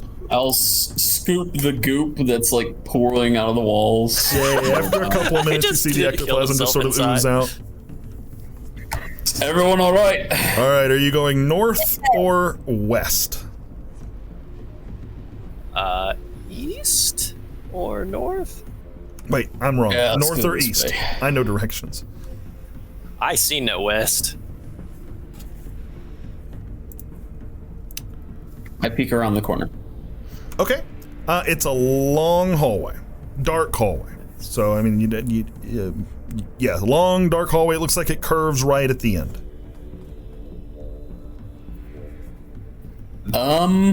Should we go? We gotta be smarter than this. Let me see what I got. Look, not thinking this through has gone so well so far. Gotta be smarter. What can I do? Why am I a bard with no illusion magic? Alright. Denim, you want to take point again? Fuck yeah. Alright, I'm right behind you, lad.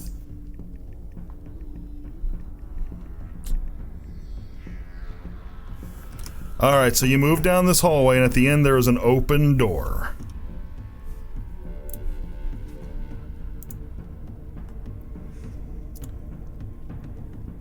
Oh god. Wait. Oh, fuck. Muradin Spear, Denim, what are you doing? What's up, bitch? So as you step into this room, I need everybody to go ahead and roll fresh initiatives for me. Oh my god. There's so many ghosts. Not a ghost this time. Oh, well, I can't stay in the room, so I think it's ghosts. I'll be right back. I got a 13.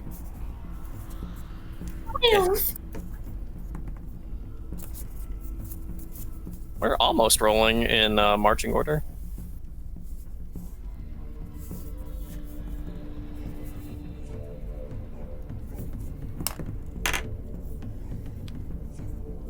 Nice.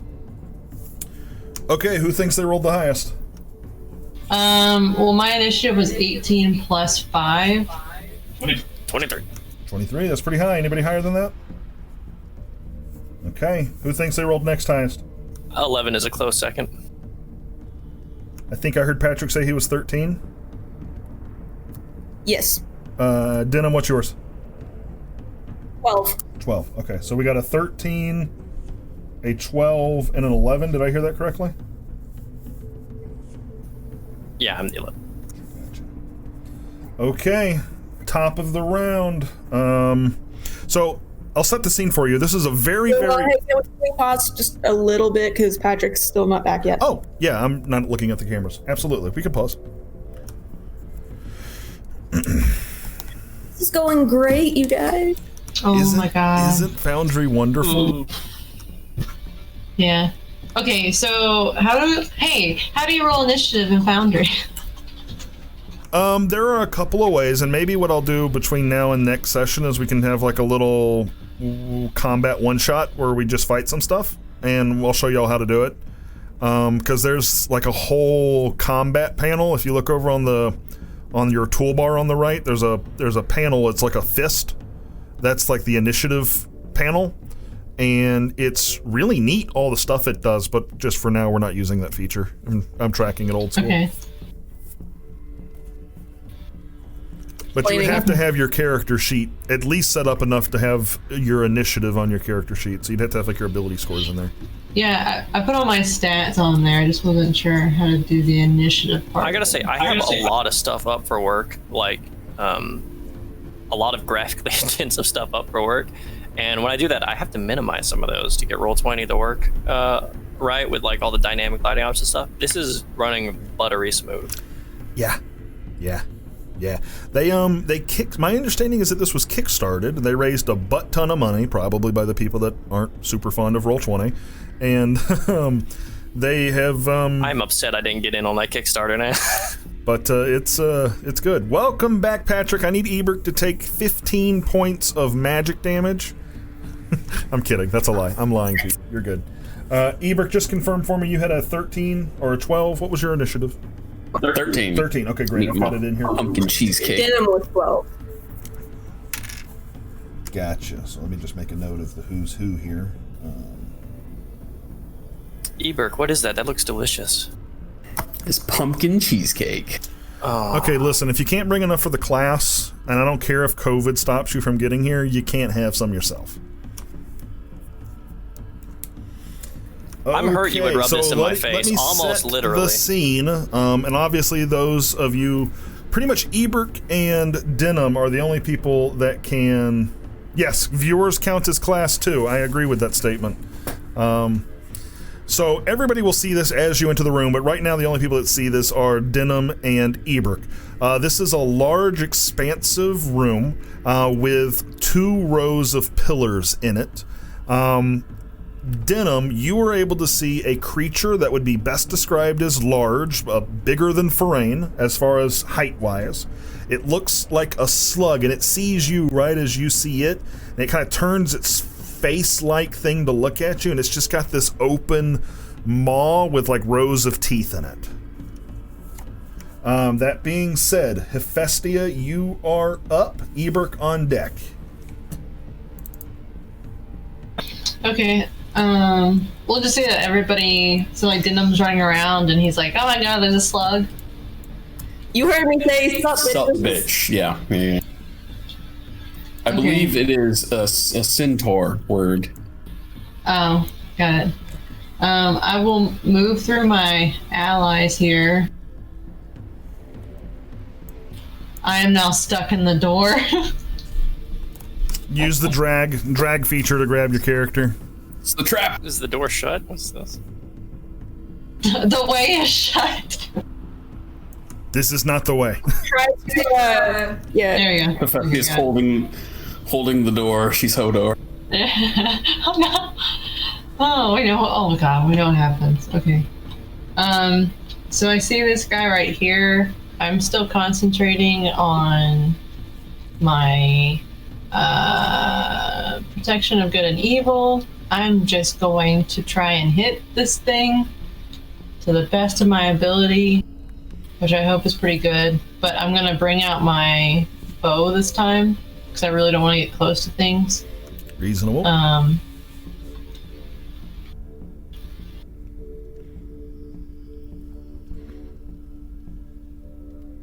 Oh, Well, that's an The actual dice one. giveth. the dice giveth. The dice taketh. The dice taketh. Yeah, plus 10. So 11 to hit. That is unfortunately going to miss. I'm so sorry. So you loose your arrow and it whizzes right past this thing's upper tentacly appendage. And I leave the dungeon. you leave the dungeon. All right. I flip a table and I walk out. All right. What else are you doing? Anything else? No, I'm still concentrating on my spell, so that is maybe I'll move behind the pillar. Okay. Sounds good. All Give right, myself some so cover. Next, it is a creature's turn, and you're just going to hear, kind of in the distance, not back the way you came, but ahead of you, you're going to hear.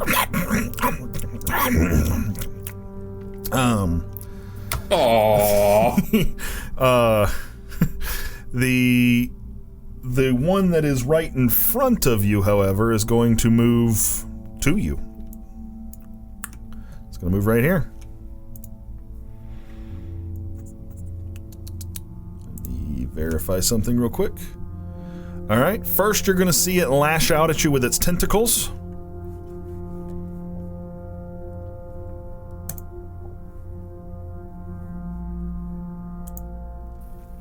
I don't like that I saw what it was.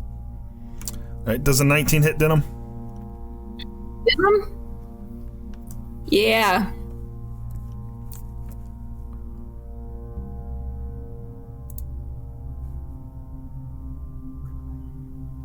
Haha, beat your saving throw.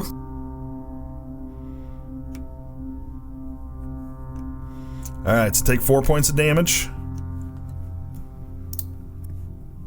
And then once it kind of tries, it grips onto you with the tentacles, but not enough to like restrain you or anything like that. And as it kind of holds on to you, it's going to reach down and take a bite out of you, or at least try to take a bite out of you. Oh shit! I think that damage has been like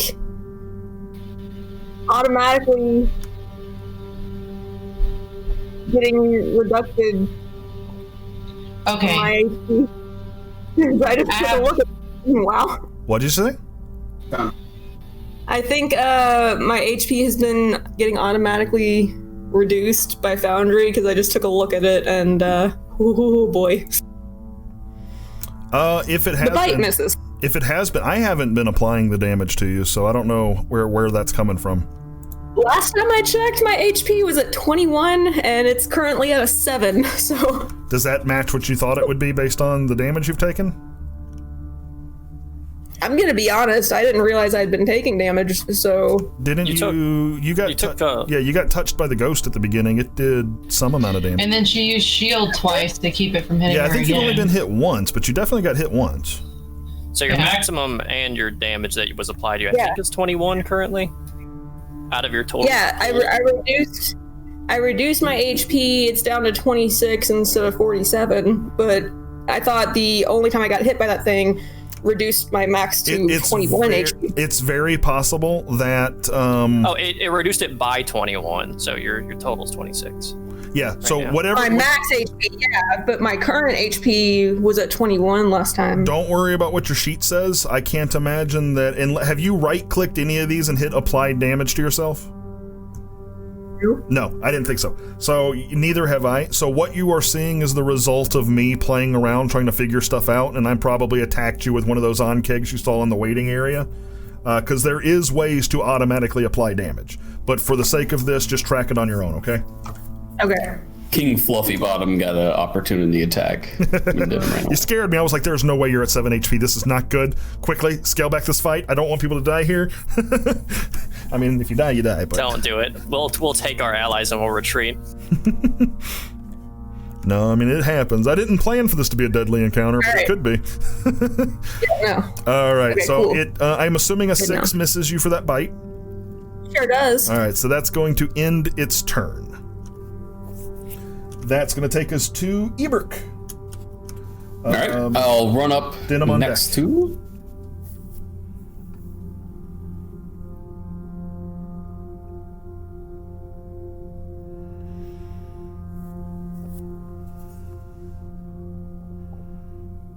There we go. That was a little difficult for some reason. And I'll go ahead and cast the Thunder Wave. Nice. Whabam. Okay, perfect.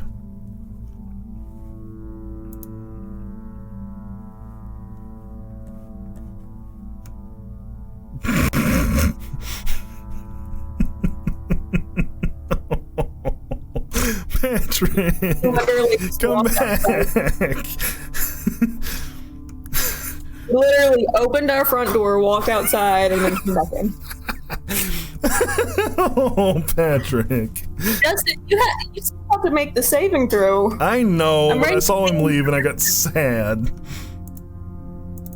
I want to see what he does when you roll a nat 20 on that saving throw. He'll take 1 damage. Hold on. How do I roll a saving throw on here? I don't know. Put the saving throw button underneath where his thunder wave popped up. Oh, hold on. So click it. Ah, you are correct. In the Oh no. Jesus Christ. Okay, seriously, we should know by now not to try and call these things when it comes to Patrick. Like, the same thing happened when Sandro died, as I was like, don't roll whatever, and then he did. Like, just Jesus, come on. You'll take your 1 point of damage. Is it only 1 point? Yeah. Alright, 1 point of damage. Y'all might die today.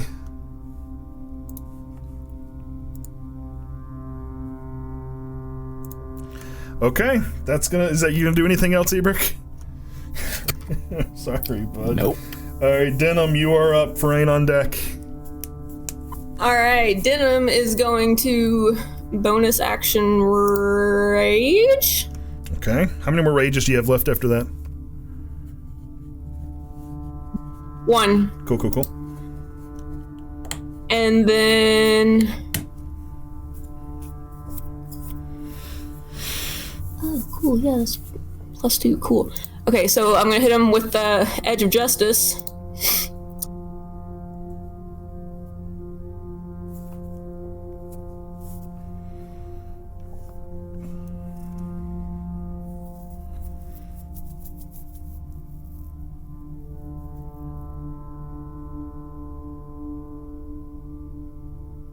$17 to hit. 17, I believe, hits. Let me double check. Yep, 17 definitely hits. Go ahead and roll your damage.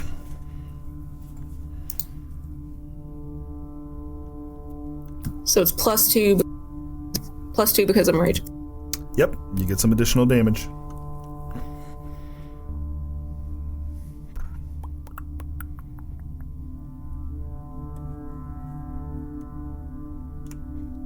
Does that 17 include the +2? It does. Outstanding. Very good hit. 17 damage. All right, you doing anything else? Nope. Okay, Forain, you are up, Forain. Cool. All right. Well, I've heard a lot of stuff going on in this room, so I'm going to step in this pathway here. And then see that monstrosity in front of them.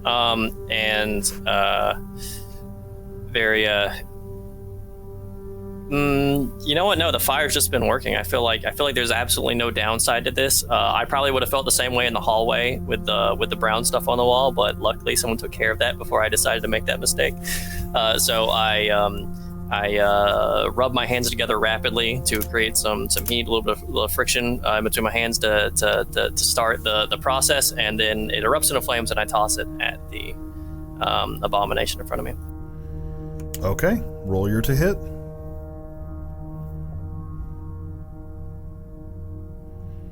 Okay. On natural 20. That's gonna hit for sure.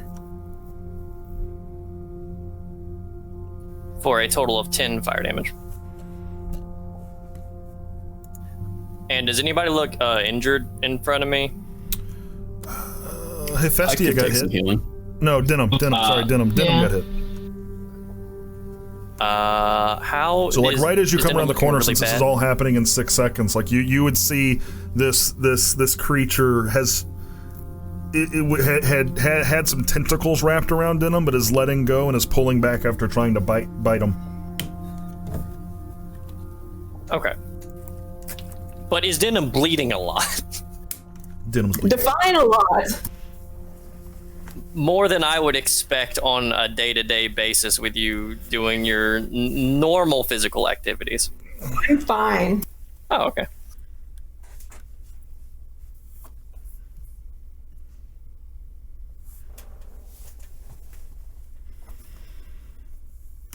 Okay, so you doing anything else based on what you... No, that's it, I suppose. Okay. Oh, wait, Hephaestia. I cast healing word on Hephaestia. Got it. So go ahead and roll for your healing.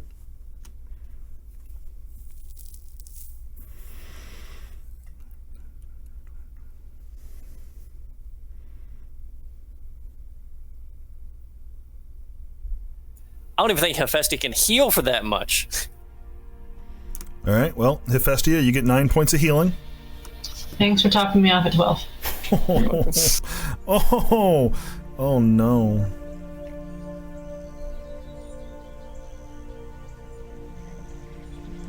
Don't like that. Okie dokie, whose turn is it? It is this carrion crawler's turn. No, it's not. Don't lie to me. Oh, no.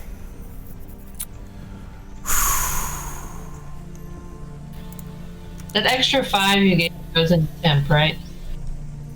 No, it's healing word. All right, it's gonna attempt to.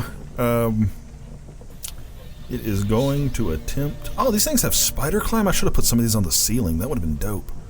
Too late for that. You don't have to. Well, it's too late now. I can't. Is it an aberration, celestial, elemental, fae, fiend, or undead? Monstrosity? Oh. That fits under aberration, But right? I would call it an aberration. But it's a Cool. monstrosity. Does it have disadvantage? Does it give disadvantage to monstrosities? No, but it should. We all know the answer. Link the can you link the text of the ability for me, or read it to me? It's just protection against certain types of creatures. Oh, is this for Aberrations. protection from good and evil? Yeah. Got it. Does that ability call out a specific alignment? No. Oh, okay. It's just specifically looking at the monster type. I'm sorry, it doesn't affect the monstrosity. I'm reaching here. I know, and I wanted to be there with you. I did. All right, it's gonna it's gonna reach out for you with its tentacles.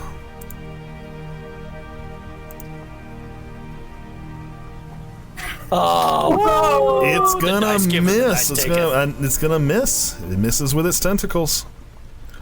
Let's see here. I'm gonna say, it swings out at you with its tentacles, and it sort of catches that pillar next to you, and it becomes disoriented. It's not going to use its multi-attack. That's what I get you. It's picking up your it's gonna pick up your aura from your protection of good and evil. It's gonna feel nice and generous, and it critically failed, so that's what'll happen. It's not gonna take any damage like I like to do with crit fails, but that's what'll happen. So, with that bit of generosity behind us, and no more obligation to be generous, it's gonna go to the top, to Denim. Oh, to me? Yep. No. No, sorry, Hephaestia, you. My bad. Let me strike through. That was the old turn order I was looking at for when we were fighting the ghosties. There we go. Denim, not Denim. Hephaestia, you're up. Eberk on deck.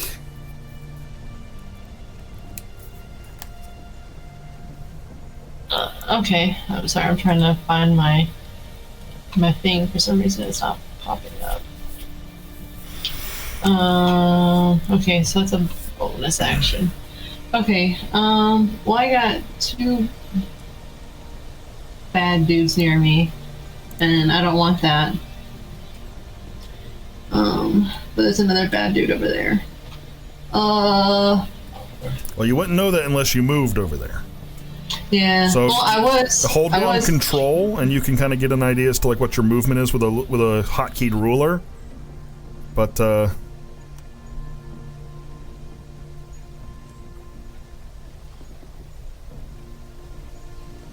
and really neat thing, if you click on where you want to go while you're holding control and then let go, you can hit spacebar to move, and it'll animate your movement. Yes, I remember that. I'm using my bonus action of Misty Step. Okay, cool. Because I don't really want to get hit. Smart. What are the rules for shooting through allies? They would provide cover. Partial cover. Roll high enough and it just goes through them. Please don't crit fail. Yeah, and definitely don't crit fail. Okay. So I have the, feet, right? I completely forgot about those. Where... You have 2 of them. Yeah. Oh my gosh. That's a funny pun and just accurate. You should have to. So as long attacking long range doesn't impose disadvantage on ranged weapon attacks, and your ranged weapon attacks ignore half cover and 3/4 cover. Okay. Here's. So you don't have. We'll say that one more time. So ranged weapon attack rolls and your ranged weapon attacks ignore half cover and 3/4 cover. You'd be good to go. Yeah, you're good. So fire away. Alright, I'm taking a -5 penalty to my attack before I roll. But I also have another feat that gives me a +2, which I completely forgot about, on my last attack. So you're gonna roll with -3 then. Fighting initiate. Yeah, I took archery, fighting initiate, which is a +2 to bonus to attack rolls you make with ranged weapons. Sounds so good. it'll be a -3 penalty, but if I hit, it gives me a +10 to my damage. Yep, do it.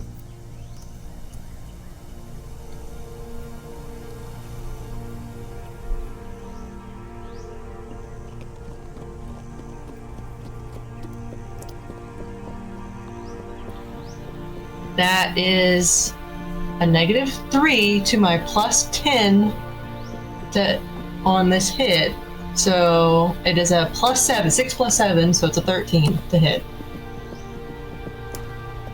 Your math confused me, but I'm going to assume that you're right, because I thought you said the +10 was for damage, but you're probably just better at math than me. So what was the total to hit? 13. On the nose. Oh, okay. So it hits. I'm good.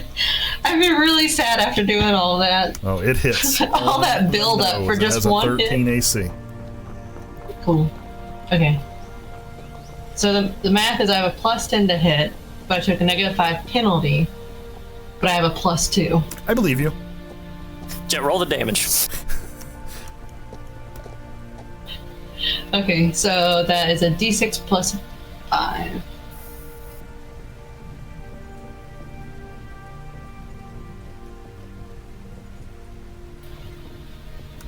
+10 damage. So 16 total?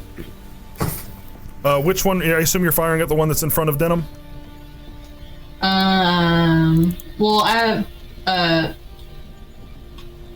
or are you firing at the one at the end sorry, of the Yeah, I'm shooting straight through Ebrick and Denim Got it. to try and pin this guy against the wall.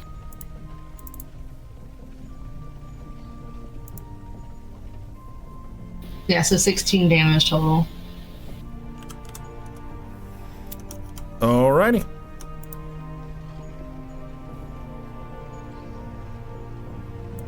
And that's everything. That's all I got. I'm done, guys. That was all. Okay. Now you're going to hear from somewhere in the shadows, you're going to hear.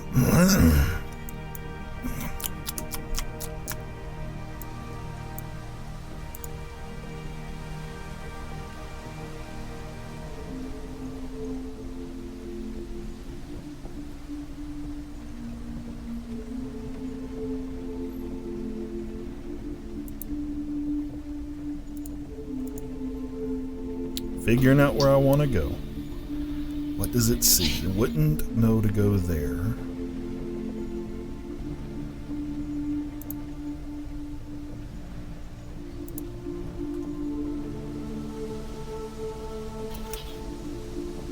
Nope, that's not where I wanted it to go.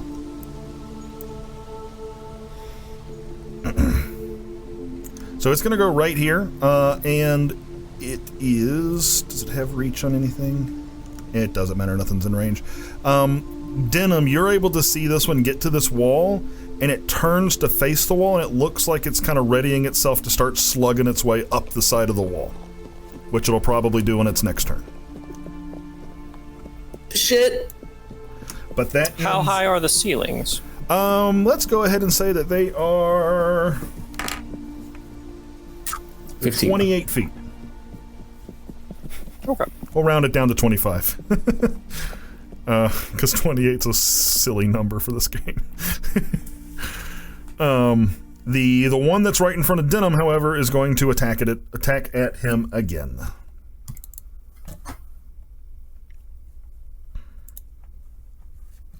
First with its tentacles.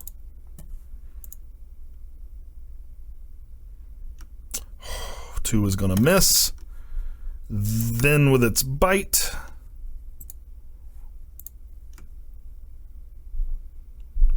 Does a 19 hit? Yeah. All right, cool.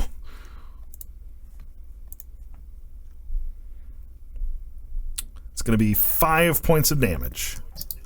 But that's halved because it's piercing and I'm raging, right? Yep. Okay, so 2? Rounded down 2, yep. Okay. All right, that's going to take us to Eberk and Denim on deck. All right, seeing these three creatures as they are, Eberk's going to risk an attack of opportunity and run around the pillar, and he will...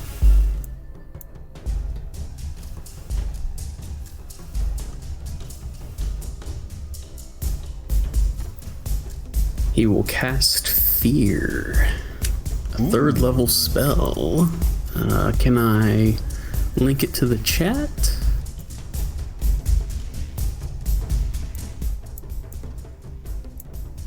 There we go. Alright. Alright, how do I turn this? Well, that's not correct. You can click it and then you can hit the delete key once you have it selected. And if you want to grab you can use the toolbar, the tools on the left to draw out a new one. Okay, so you're going to hit all 3 of them if you do that.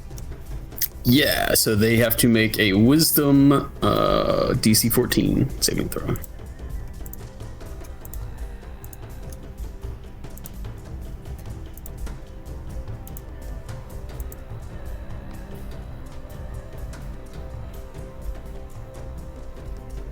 All right, what do they got to beat? A 14?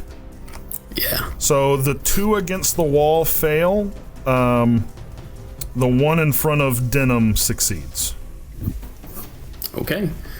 So the 2 against the wall are frightened. And that'll be my turn.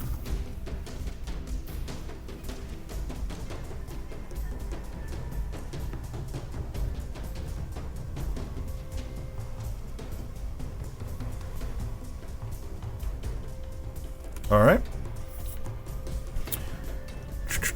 So fear, that means they just got to move away on their turn. Is that what we're doing? Yes, they have the frightened condition, so if they can see me, they have disadvantage on their ability checks and I think saves or attacks. You should have the condition somewhere. And then the spell says that they have to move away from me, and they can only attempt to save against this once they can no longer see me. Got it. Okay.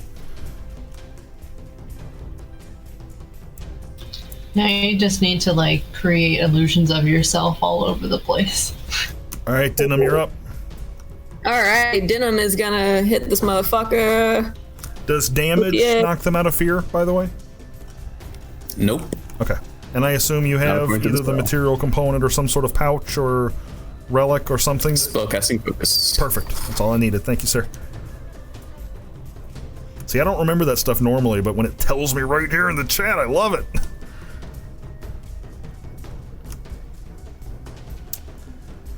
That's gonna miss. You.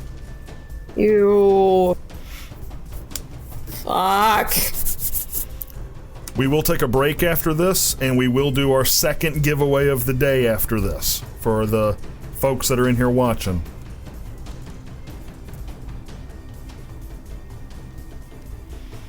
All right, anything else, Denim? No. Okie dokie, that's going to take us to foreign.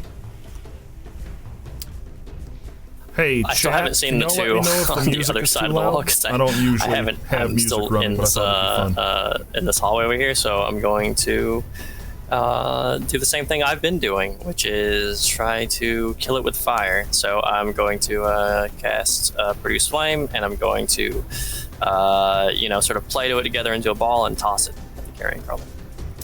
Sounds good. Only thing I didn't hear is which one you were targeting. The only one I can, the Okay, one I the see one in right front ahead of of me you? in front of That Denim. makes sense. Yeah. So that's a 25 total to hit.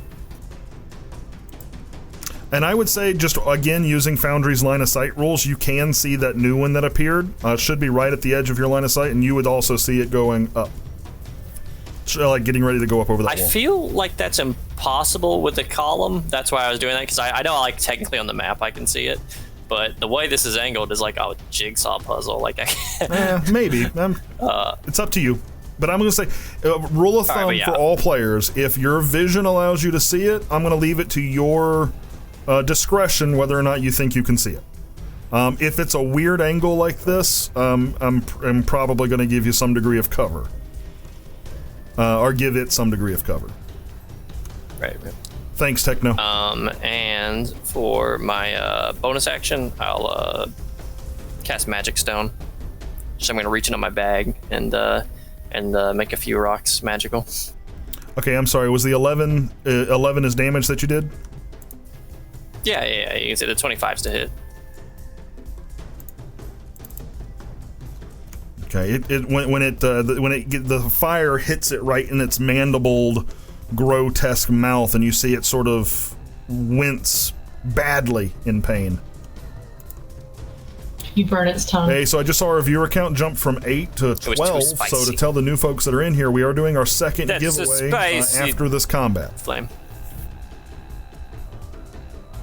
Wow. All right. So you said you bonus action. You just made some stones magical. That doesn't actually do anything, does it? Like, I mean, you're not like sending them out as an attack. You're just making them ready Correct. for the next time.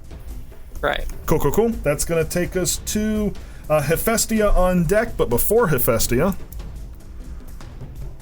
let's see. This one here, I said it's a 25-foot tall ceiling. It's got 30 feet of movement. It's going to use all of its movement to go up to the top of the ceiling. And move this direction. Right there. So it's 25 feet up. You're going to do your best to kind of remember that. It's up there. Actually, Yeah, if you right-click on any token, you're going to get 6 little menu options around it. That top left menu item that I just typed the number 25 in, lets you know that it's 25 feet up in the air. Did it put but you that do. tag on there for everybody? Yeah. Click on the token. Oh, Denim's in the way. But so it's 25 feet up. That will end its turn. It doesn't have enough reach to hit Denim from where it is currently. So it's going to end its turn. That's going to take us to top of the round. Hephaestia, you are up. Actually, I don't know if it can move closer while it's feared, because Yeah, it's technically in that direction, right? Yeah. Say one more Yeah. time. Abric is in that direction, so it has to move closer to Abric to get closer to Denim. and Oh, its the fear. I forgot about the fear. I forgot about the fear completely. Yeah. Hold on. I think it could only move into the top of that corner the other one's in. No, I would Right. say, can it run towards the east of the map? Like, would it run towards the far side of this, or does it have to go? Like, I was going to do whatever it takes to get its maximum movement away from you. I don't Yeah. know. All right. I mean, fun. it has to take the dash. That's going to Yeah. be your DM discretion. 'Cause Okay, it's in a yeah, corner. so it technically I'm gonna has say it's going to go up onto the ceiling because that's where it's going to feel most safe from you. And it'll use all 30 of its movement to get to there, and then it'll use its dash action, and it'll go 5, 10, 15, 20... Wait, 5, 10, 15, 20, 25, 30. So it's 25 feet up in the air and way over here. Y'all probably can't even see it, but it's up high. Okay. If the creature ends its current location where it doesn't have line of sight to me, so I guess does that's not your. have line of sight to you. So it can make another wisdom saving throw. Gotcha. Okay. Did we figure out how to do a wisdom saving throw? Yeah, you click the button. Saving throw DC Oh, I see it. 14 Yeah, way was up there. up in the chat.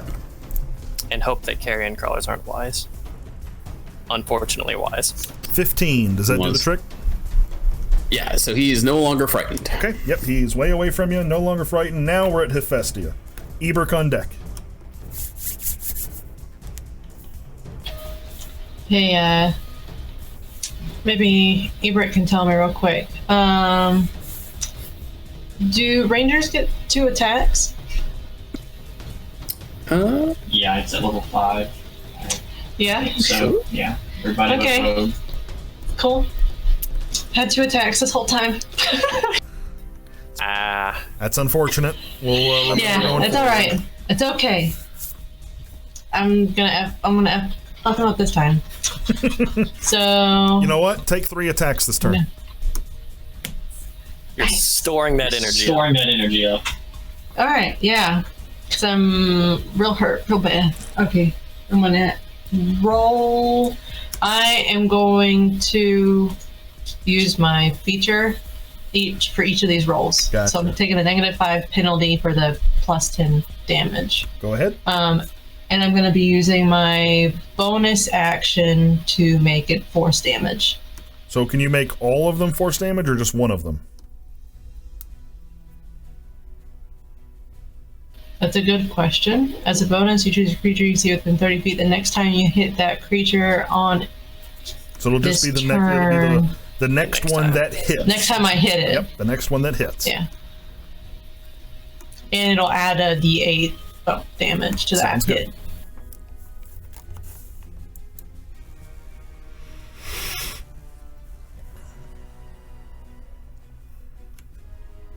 All right. So that's +7. 21 to hit. So 21's definitely going to hit. Dang. It's 11. And you get a D8 too, right? Plus your Yes. Yes, I rolled a 1. Oh yeah, and then your modifier, so it's like Oh, +5. yeah, Sorry. that- So it's that's why 16. it's up. 16 total? No, sorry. 22 total. All force damage Nice. to the guy in the corner. It shrieks out "Ah!" as you hit it. Is it dead? Nope. But I believe you got 2 more attacks. Well, you have 1 more attack, but you're going to get a 3rd.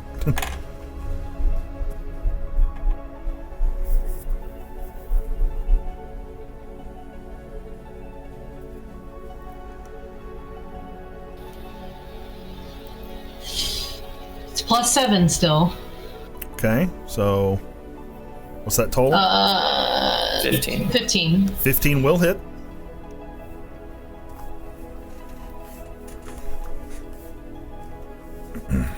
So that is 8 plus 10, so 18 damage. Okay, perfect. Now, you would normally only get 2 hits, but all of a sudden, the memories of this dungeon and getting your life force sapped of you, and you kind of think back to your mom, and you feel like she'd be disappointed in you, and it just kind of fills you with a little bit of rage, and you channel that rage into an extra hit. So go ahead. He's still not down? Still not down.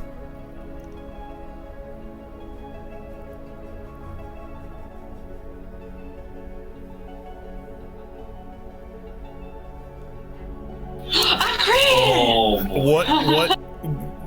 You can roll for damage if you want to know how much damage that would be, but how do you kill it? That's easily a minimum. With of, like, sharpshooter damage? Yeah, holy Yeah, crap. it's a butt ton, so I'm curious to know what it is as well. Well, the minimum amount of damage I'll do is +20 if I'm doubling my modifier. Oh no. Sharpshooter is minimum. And sharpshooter, so sorry, 30 damage is the minimum I will be doing. Professor's like, it's not dead. Let's go Rambo rage. Very cool. 34. That's a ton of damage. Well done. And you see this one just slump over dead. I know. God, this thing have a lot of HP. So it's just. Yeah. Exactly. That's my turn. Okay, that's gonna take us to. Well, not that one because it's dead, but this one now is going to run. So before I start moving it, Denim, are you gonna take an attack of opportunity as it flees your melee range? Heck yeah! Go ahead. Let's get your attack in there.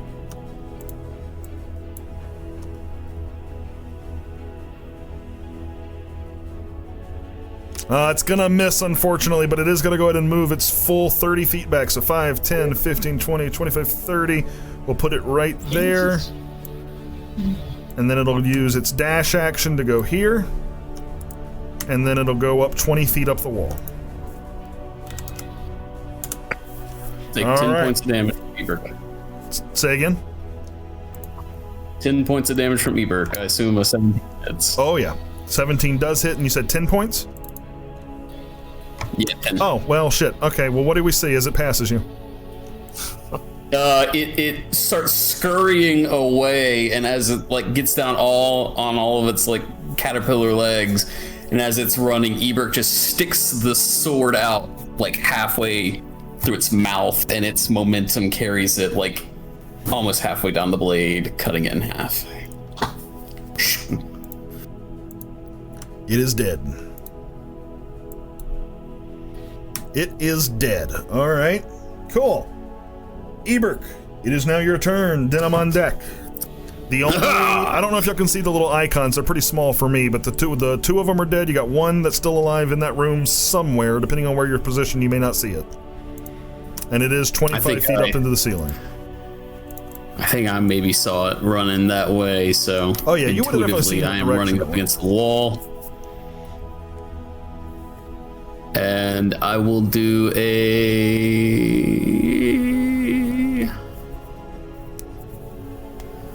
vicious mockery.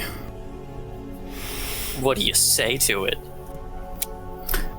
In Dwarvish, I say, you're gonna join your friends soon. No, you should say I'm gonna rub salt in your wounds. Damn, that was it. So does it Is it take the half slug? damage? Is it a half damage or no damage? No damage, it's a cantrip. It doesn't understand and it- Dwarven. It looks back at me and like hisses, and I'm like, I don't think it's afraid anymore. Oh, I didn't roll for it. Oh, that's right. I did roll for this one. Never mind. Ignore me. Give me Hey, did him. 1 second.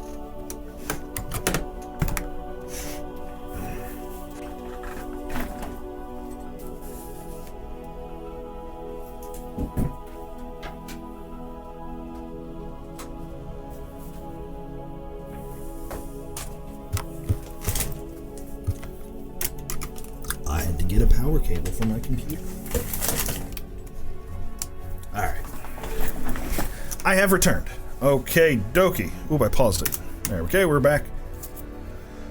Okay, so Eberk, you attempted to cast Vicious Mockery. You casted it, it just didn't do anything. Denim, it is your turn. Forain on deck. Yeah, it's my turn. So Denham's gonna 5, 10, 15.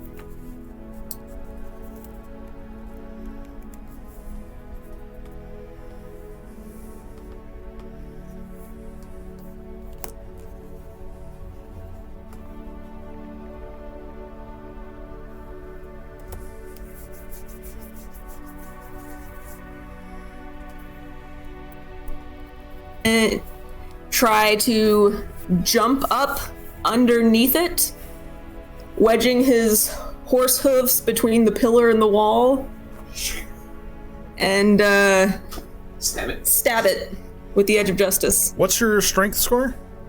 20. So you can do a jump straight up. How high can you jump? Oh, geez, I don't know. I thought it was a formula based on your A high jump.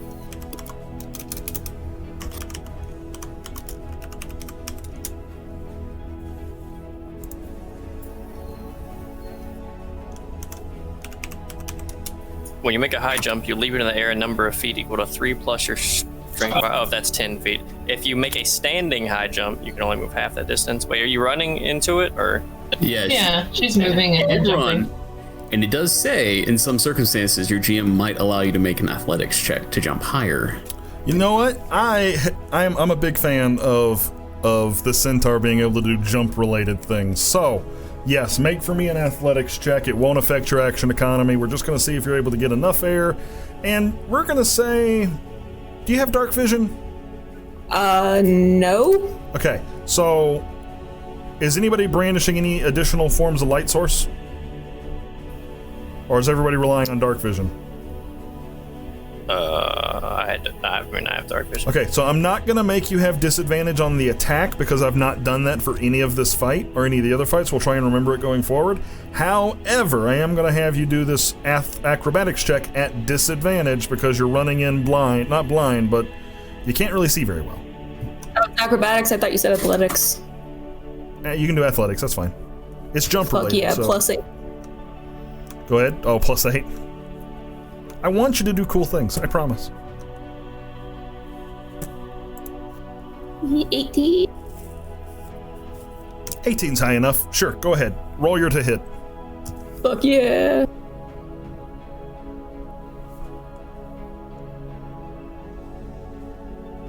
Definitely hits. Roll your damage.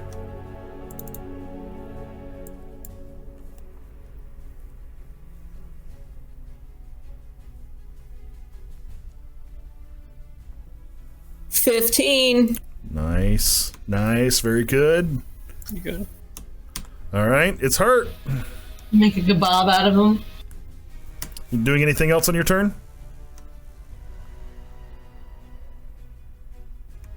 Push to talk. Am I wedged up between, like, you know, with my hoofs on the pillar and the wall, like, holding myself up there?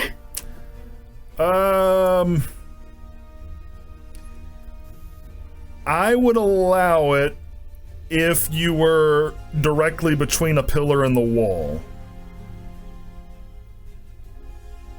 But I'm not going to allow it with where you're positioned currently.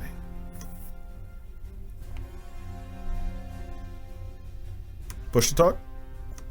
I could get underneath him directly there with the movement, but That is what you said. She did Yeah. say she would use the Oh, pillar. she's right there.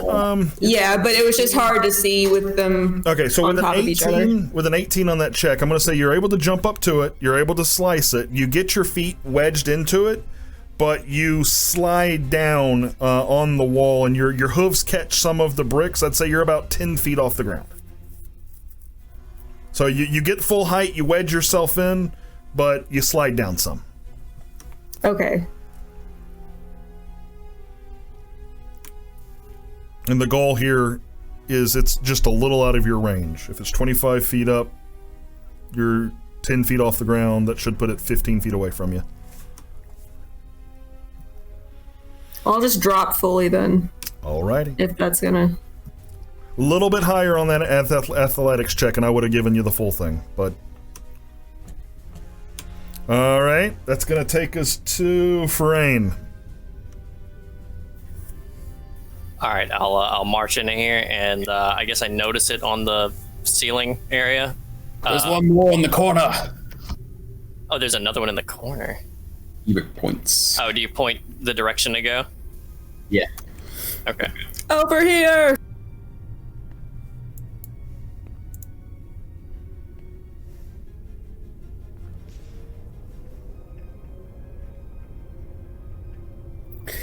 I sure do hope that Flumph wasn't like Flumph royalty, who, if we had got them home safely, we would have made an ally of the Flumph kingdom. It's not too late. He could be alive. Revivify. Alright, that's 19 to hit. 19 is definitely going to hit. I assume this is your fire spell? This is actually Magic Stone. Oh, okay, cool. One of the ones Yeah, that I that repaired hits. earlier.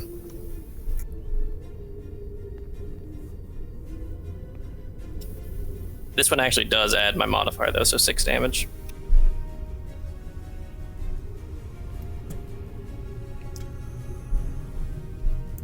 When you're rolling and want to add stuff to those normal rolls down under there, the like 0 where you see the plus and minus next to them, you can hit the plus and change it to a. Yeah, if you add your Add that much modifiers on. on there, it'll make it easier for me, because all I have to do then is right-click and hit apply damage, and it's wonderful. Oh, okay. Alright, 10-4. We'll do it next time. That, you're funny golden. enough, only applies to Magic Stone. That's one of my cantrips. I'll try to remember that for the future. You are golden. Anything else on your turn? Doesn't look like he's doing anything else. Does it look like he's going anywhere in particular? Is he's just on the ceiling up there? Well, the fear has worn off, and last we heard, it turned and hissed at Ebert, but it looks like Ebert moved back. I'm gonna check on Hephaestus because she's dying. And I'm actually directly underneath it, but for clarity, I put my token to the side.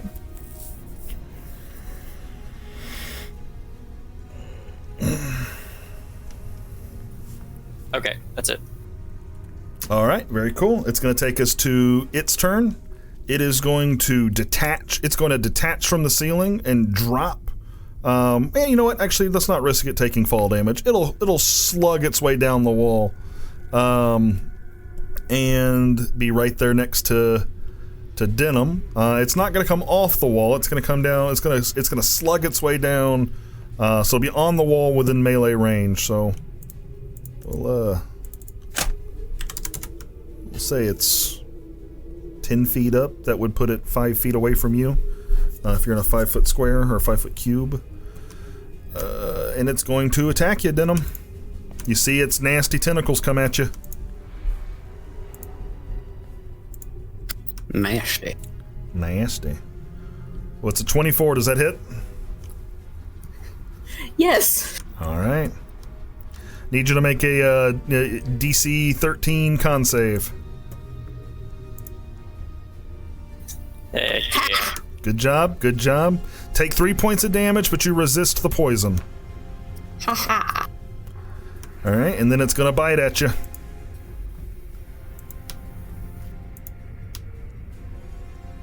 Oh, that's going to miss.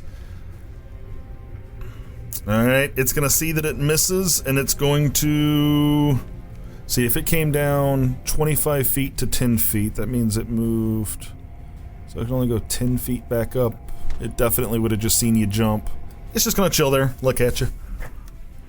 Fucker. It's not going to give you that free attack. Not this time. All right, but that ends its turn. It's going to go to Hephaestus. Okay. I'm gonna roll, and I'm doing it with my -5 modifier. You have cannon. Yeah. Thread the needle. Damn it, it was almost a crit again. So, one was a 2 plus 7, which is a 9. The other one was a 13 plus 7. I'm confused. Oh, did you try and roll with advantage? No, I just rolled twice. I thought it would save me time since I have 2 attacks. Oh, gotcha. I didn't see what they were. Did you see what they were? Oh, it's a 2 and a 13. You can click them and it'll expand it. So a 2 and a 13. So the first one's going to miss, even with its plus 7. What's the... So 13 plus 7, that should hit. That'll definitely hit. Yeah, it's 20. So damage is D6 plus 5.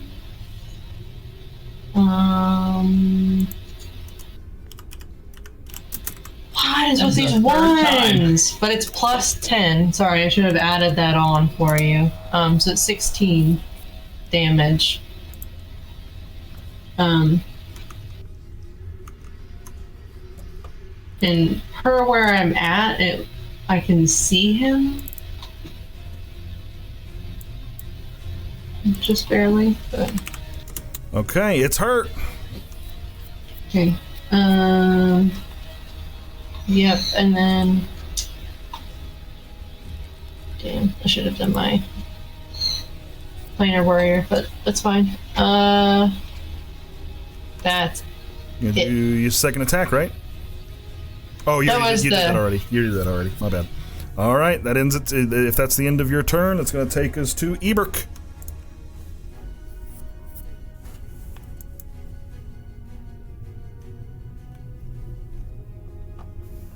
Run forward, dropping my dagger. I pull out the strange dwarven weapon.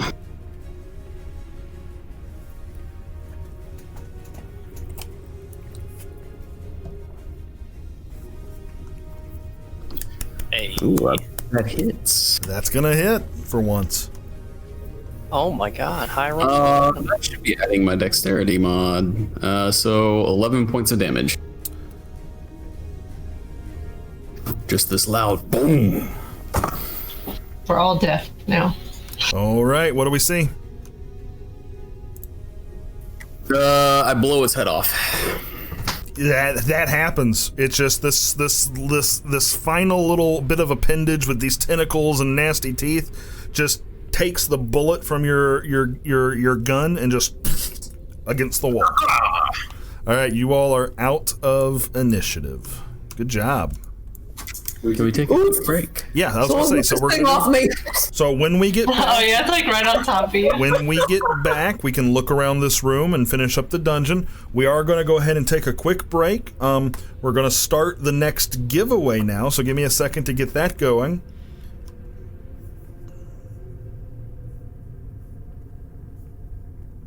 Maybe. Megan, do you want to show off what we're giving away for this one? Yes. Okay. So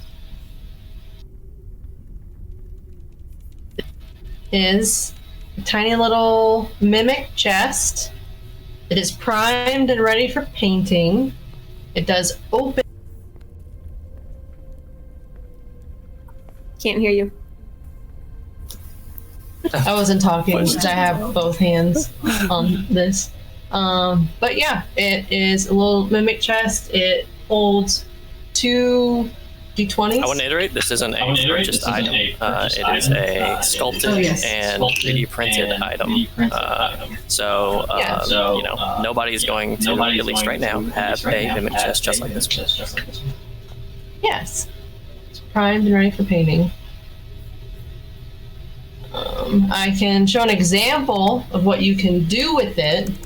This isn't what will be the giveaway item, but we had to test if they were painting ready. Yes. So it is paint ready, the one you will be receiving. If anybody has any questions or anything, you can definitely send it up in the chat and I can answer any questions. I feel like y'all were too modest. So Megan and Greg are incredibly good artists. Greg has quite the history and lineage, making lineage is probably the wrong word. That implies like a family history, I think. But Greg has quite the pedigree. That's also a family history thing. Greg is good at 3D modeling. And they have worked together to create this product, and the plan is to eventually sell these, right? Yeah, you'll be able to find them on Etsy pretty soon, available for purchase for the holidays. So, and so that's not quite ready yet, I don't guess, but you're getting one of these early copies for free if you win. And if you do want to find them, they should be up and running in just a week or so, because we do want these available for people. It'll the store will be called Fane Forge. Fane, can you spell it? Yes, I'm trying to find my file. It is FEIGN Forge, FORGE. All right, so the raffle is started. So to enter, you just do exclamation point box. God damn it. Oh, wow. Can I remove you? Oh, let's see if it actually wins again. This time, because there's going to be more than 2 people, I think. If Ashley wins again, we'll just re-roll. Because we can do that. Oh, come on. Ashley. This thing is cool as shit. I want it. You have to buy them. Fine. All right, but we're going to take a break.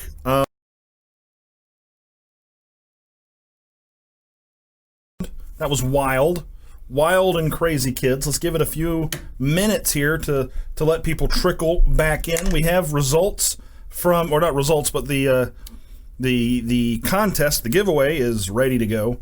I just want to give people a chance to get back in here. Did I win? I haven't done that part yet. I don't know.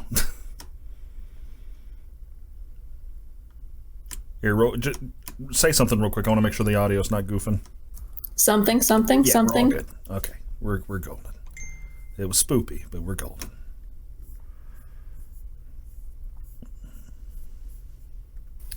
I just don't like how bones can probably be considered slightly porous and that they're wet all the time. What? You know, Meghan, since like you're in the bones, same they're room, wet all the time. Could you do me a favor? Yeah. Your bones are always wet. Never had dry bones once in my life. Yeah, I agree with Techno Jinx. Why is this coming up, Greg? What are we talking about?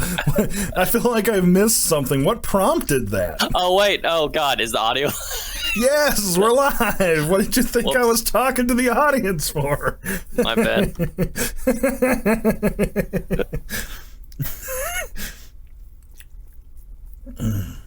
Yeah, no, Rudolph wants to know, are they surrounded? They're surrounded by muscle, not blood. So are they porous? Give us more information. Is muscle not wet? I feel like muscle would be wet. I'm not positive, though. It might be like whenever you kind of like break open an orange or something and the pulp can still kind of be dryish on the outside, but there's still liquid on the inside of the pulp. You know what I mean?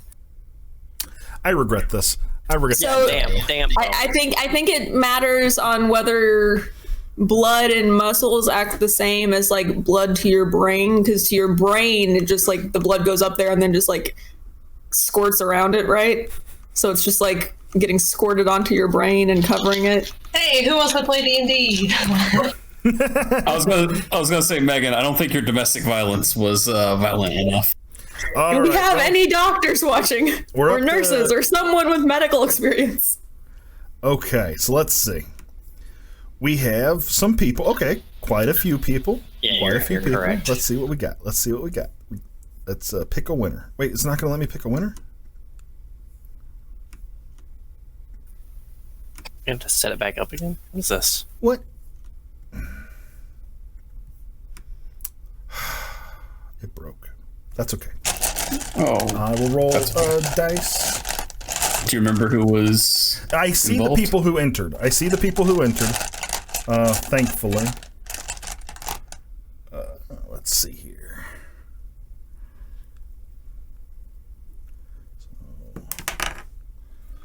1, 2, 3, 4, 5, 6, 7, 8, 9, 10, 11, 12, 13, 14, 15, 16, 17, 18, 19, 20. On a natural 20 on the D10, and kind of going through the list here to see who wins, Rudolph Movo is the winner of the dice box. Congratulations, nice. Rudolph. Wow. Oh, hey. Oh, that's a Sorry, very Ashley, you convenient did not comment win this you just made right there. What did you say? He said that would look very nice next to my mimic dice bag. Nice. Okay, I feel like that crashing kind of messed up my layout, so I feel like my cheese has been moved a bit, but I'm going to ignore that. And it's an old book from the 90s called Who Moved My Cheese. It was about stuff changing that you don't have control over and coping with it. I saw the crazy look you gave me, Ashley. All right, so we just finished. We're going to dive back in now that we're done with all these random asides. Can we still see the map? We can. Okay, we are good. Let's go. You have just slain these carrion crawlers. You're in a very large room, 25 feet tall and like 5, 10, 15, 20 feet wide by however many feet long. What are y'all doing? I want to go check out that chair. Okay, so Do you we get see over the to body of a flump anywhere? so you will do the chair first. Give me one moment.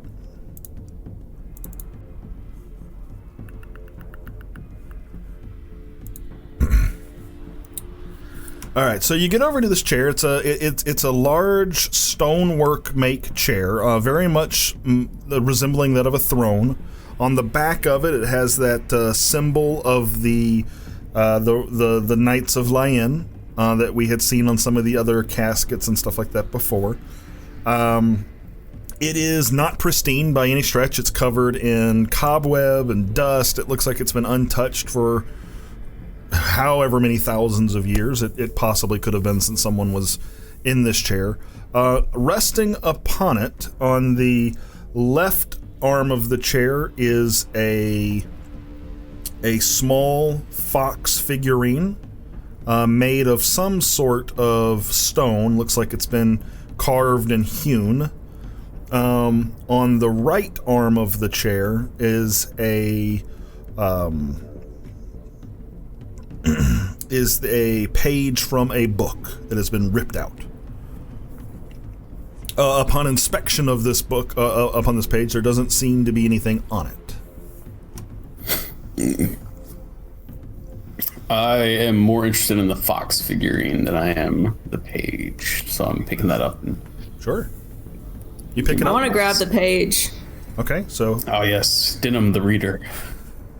that seemed I can read. that seemed I loaded. kind of want to investigate it for tag. We'll probably Yeah, both, that's go what check. that was my thought. Taking it back to TAC.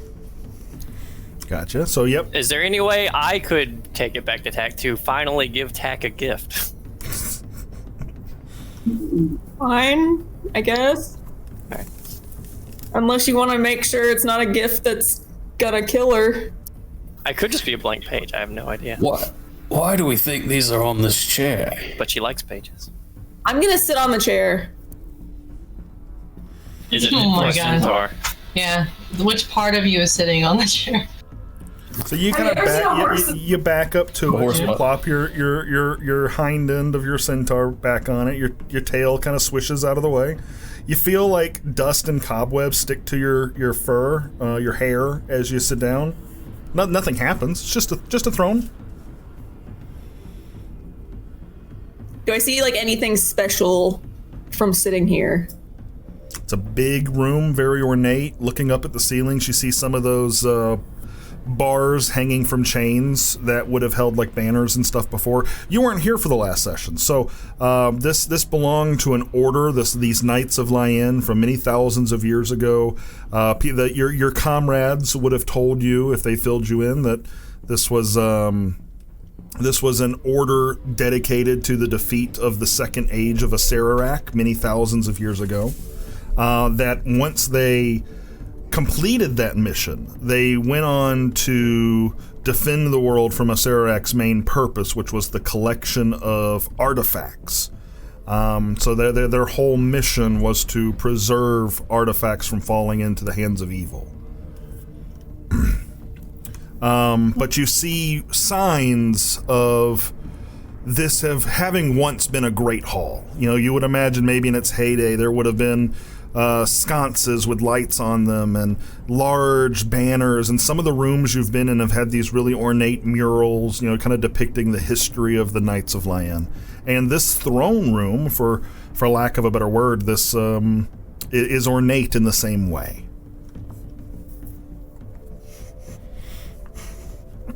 How heavy is the chair? That's, I don't know, you gonna try and move it?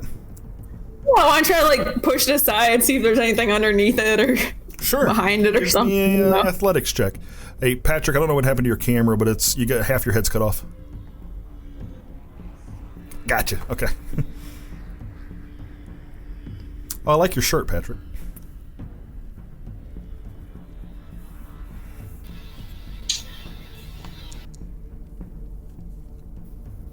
$14. 14. You're able to budget a little bit, but you're not able to like move it out of this 5-foot square. But kind of inspecting as you do it, it doesn't look like it's concealing anything. It seems like it is a piece of heavy stonework that is carved into a throne. The fox figurine, by the way, Ebert, is finely crafted. Looks like it was probably chiseled and shaped by some degree of an artisan. It's lacking extreme details, but it's very clearly a fox. All right. What about Forain and Hephaestia? Y'all doing anything in this room? Oh, Hephaestia, you said you were going to look for the flump. Yeah. So I'm not going to make you make an inspection for this. It's not hard. But over in the bottom right corner where that first one was sort of making the sounds of eating earlier, you do find kind of a mangled mess of the once happy, floaty blue flump.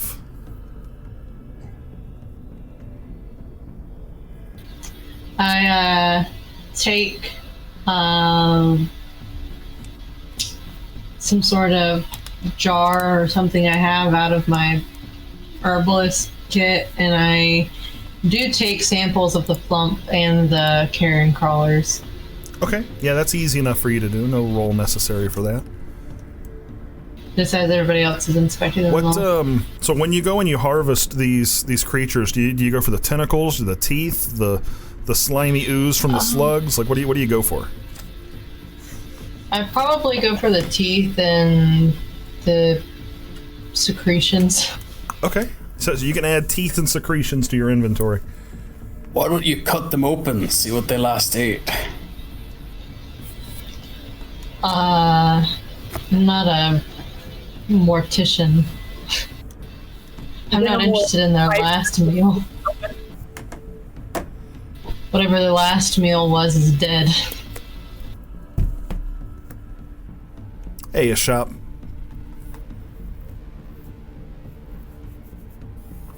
Did you say something? Me? But if Denim lets Forain see the page, he'll try to investigate. You said it's just a blank page? Yeah, it's just a blank page. You can roll investigation on it if you like. Okay. Yeah, I Hey, totally gave that to you.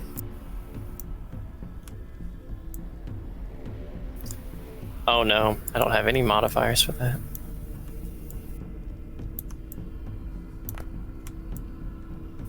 Yeah, a 15.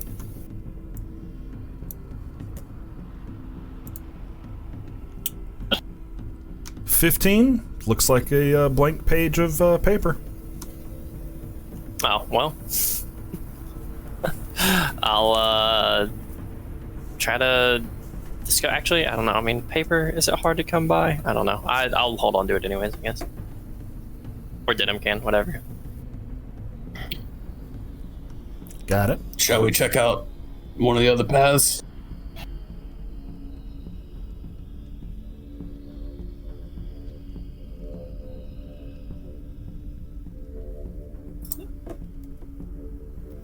Start following Denim. All right, so looks like you're headed back out towards the westmost path here. Farain, Hephaestus, are y'all there? What are y'all up to? I don't know if I'd want to completely backtrack. Sorry, I was typing. It seems like inventory. It seems like we're already on our way here. Yeah, I'll continue on with the group, but north, I guess. So say if you work your way back, you would get to a path that cuts north.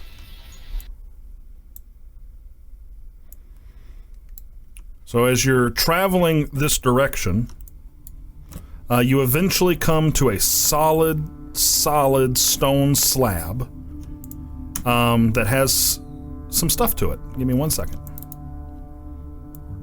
Stone?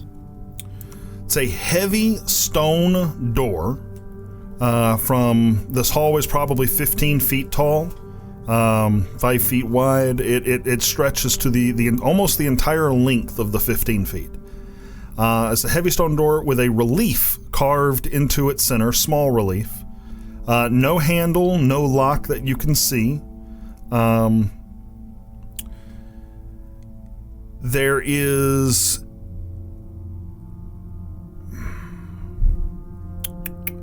and across the top of it, there's some writing. And it says, "Two bodies have I, though both joined in one. The more I stand still, the quicker I run."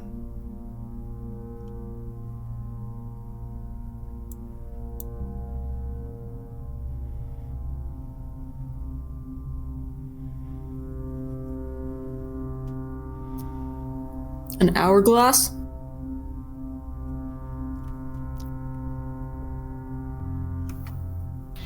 I'm singing centaur. When you say hourglass out loud and to the group, nothing seems to happen. I'll push on the door if you think that's what it is. Yeah, I push on the fucking door. So you push and you push and you push. You kind of even grip in on that relief that's there, that little carve-out platform that's in the middle, and try and use that to help leverage you. And as much as you try, it does not budge. What was it? Two bodies have I. What was the next line? Two bodies Joined have in I, one. though both joined in one. The more I stand still, the quicker I run.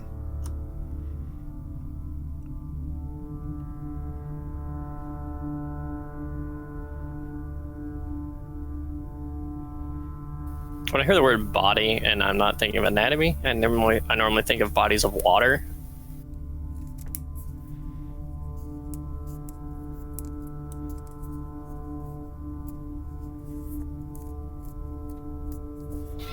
Yeah, I was thinking the same thing too. Waterfall, maybe?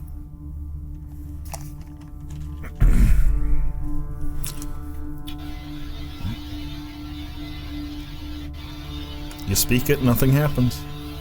And that's what this relief is? It's just the carving of these words? No. The carving of the words is separate, kind of along the top of it, and this relief is sort of a platform. Like a shelf. Like Put the fox on it. Like a stone carved shelf. Real small. Maybe 4 inches tall and 3 inches deep. Just a little, like you could place like a figure or a gem or something like that on it. I hold the fox figurine up to it. You do what now? I hold the fox figurine up to it. Does it look about the right size? I mean, the fox figurine would fit on it. I'd put it on. Okay. I need you And I look up at Denim. So it fits on there. It sits nicely on that shelf. Looks nice.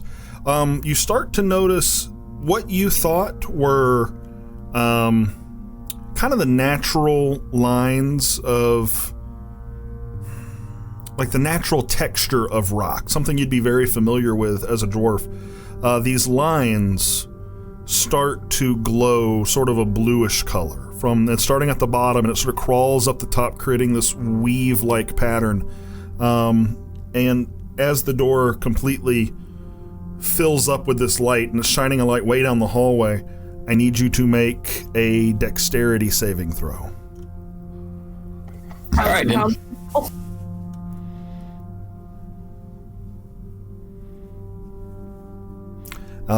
It looks like Farain and Hephaestia are nice and far back, so I think this is going to be from both of you to make the save, please. Save, okay. 11. What was yours total? Somebody had an 11 and... 12. So 11 and 12 from both of you?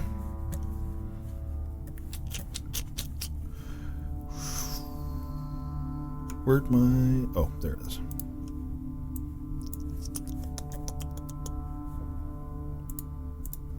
God, are we gonna get joined together? This is gonna get weird.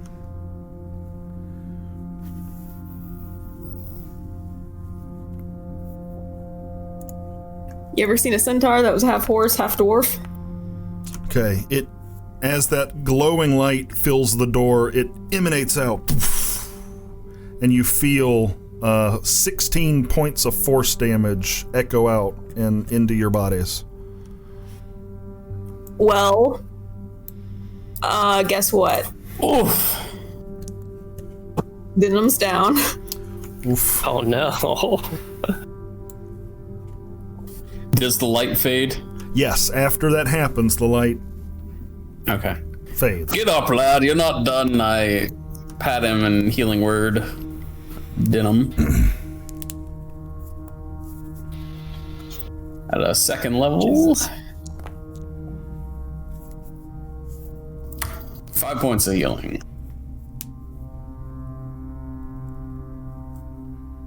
Jesus. I take the fox figurine off the shelf. Did that open it? It does not open. Nothing budges. Where's that hammer? Where's that hammer? Nope.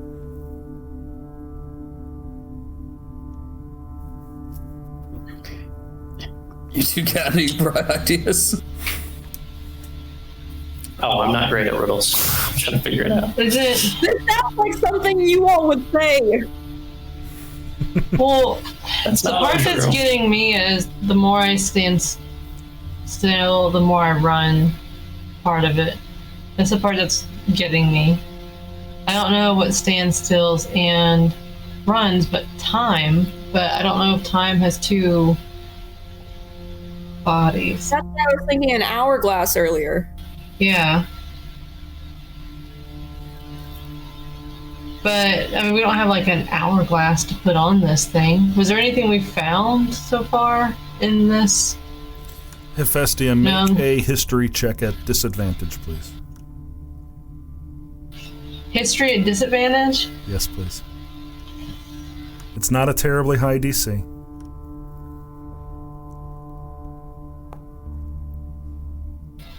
Okay. Whoa. Roll Hold one on. more. That was. So the 4. 4. Do you have any bonuses to history? No. Yeah. Oh, you don't remember. Um, I will say, you know, you don't have anything currently in your inventory that meets the description of what you're looking for. Just to make sure, I don't want you thinking that I'm trying to lead you down a path of it's something in your inventory already.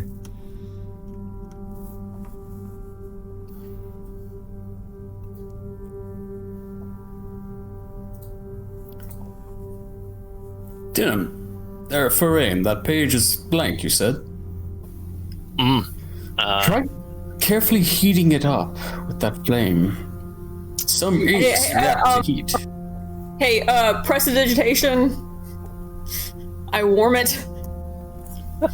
I guess like the light maybe shining through it. I would cast Bruce Flame, but I wouldn't try to catch it on fire. I would just put it roughly behind it if he thinks it's one of those special heat reactive inks or something. So you prestidigitation can work on that. Remember that ink that I got tack from the magic people?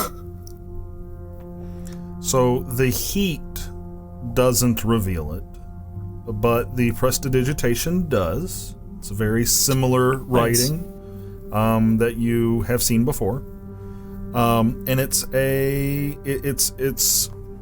seems pretty mundane. It says it's a manifest. It says like 15 chickens, 14 dozen eggs, 5 barrels of water, 10 barrels of rice, and it's just that the whole way down. It's like it's a menu. It's a manifest.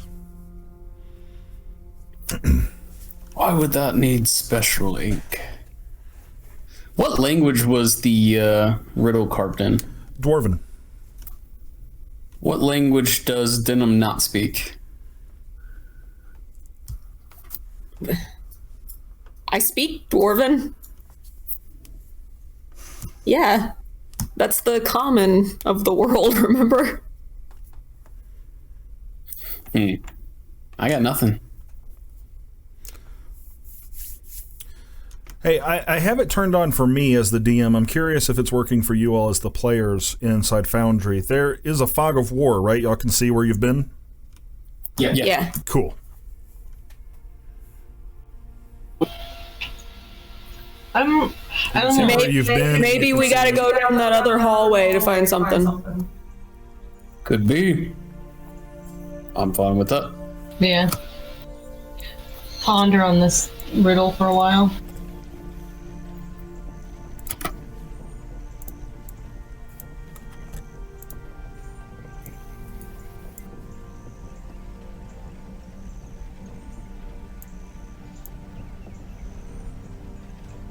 So you work your way down this hallway. It doesn't take you too terribly long. Do you do any inspecting for traps or anything as you go? No. I watch what happens to Denim. That's my inspecting for traps. You know what? It actually goes quite smoothly. Doesn't seem to be anything painful. Is this an open door? It is an open door, yep. So when you step into this room, there's the first thing you notice is what is directly across the hall. It is a section of this wall that has been completely broken through. And if you peer into it, it is a tight crevice, like something you'd really have to squeeze to fit through, and it just disappears and winds and immediately starts sloping down. The rest of this room, however, very poorly lit, as in there's no light in here, but there's a large, long table surrounded by about 10 chairs, and it is just covered in dust, but it's a layer of dust over top of silver plates and bowls and forks and a golden candelabra in the middle of it, and on the walls you see remnants of those tapestries that you've seen before in other rooms. You have found this main dining chamber. Is there any tiny little fucking hourglass on this table? All sorts of stuff on this table. All sorts of stuff. I begin casting Detect Magic. Ritually. Okay. 10 minutes pass, and outside of the magic that you have on your persons, you don't see anything else in this room? None of this is magical. I prestidigitation to clean the dust off of everything. Okay, you do that. Takes you just a few minutes of multiple castings. I open a bag and start shoving all the silver and gold into it. Okay. You're doing what now? We're looting. Packing up the silverware. Gotcha. What are you putting it in? bag. All right. So we'll say, for the sake of it, it's a 7 or a 1. That's a 7. So we'll do 7 times. Oh, geez, that's too high. 7 times 5. So what is that? 40? 45? 40. 40. 40. You find, I would say there's 40 pounds of miscellaneous silver and gold. We can figure out a value for that eventually. As you're doing this, what is Forain? As they're kind of just scooping stuff into bags, Yeah. you notice, among a whole bunch of other trinkets, a carved hourglass. Fucking grab it. My God. Denim said hourglass out loud. I can't believe you got that riddle so fucking fast. I take my hand and I thought hourglass. Oh, we didn't put it on there. That's right. Okay. Anyways, yeah. So I grab the hourglass and then I quickly unpaw my hand to Denim, and I look at her. I was like, like this. Oh yeah. Oh yeah. Yeah. I grab it and I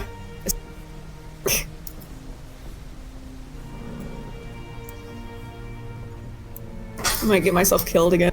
Just follow me. Is that you, Patrick, doing the... How do we do the snap to corners thing? I don't know what you mean.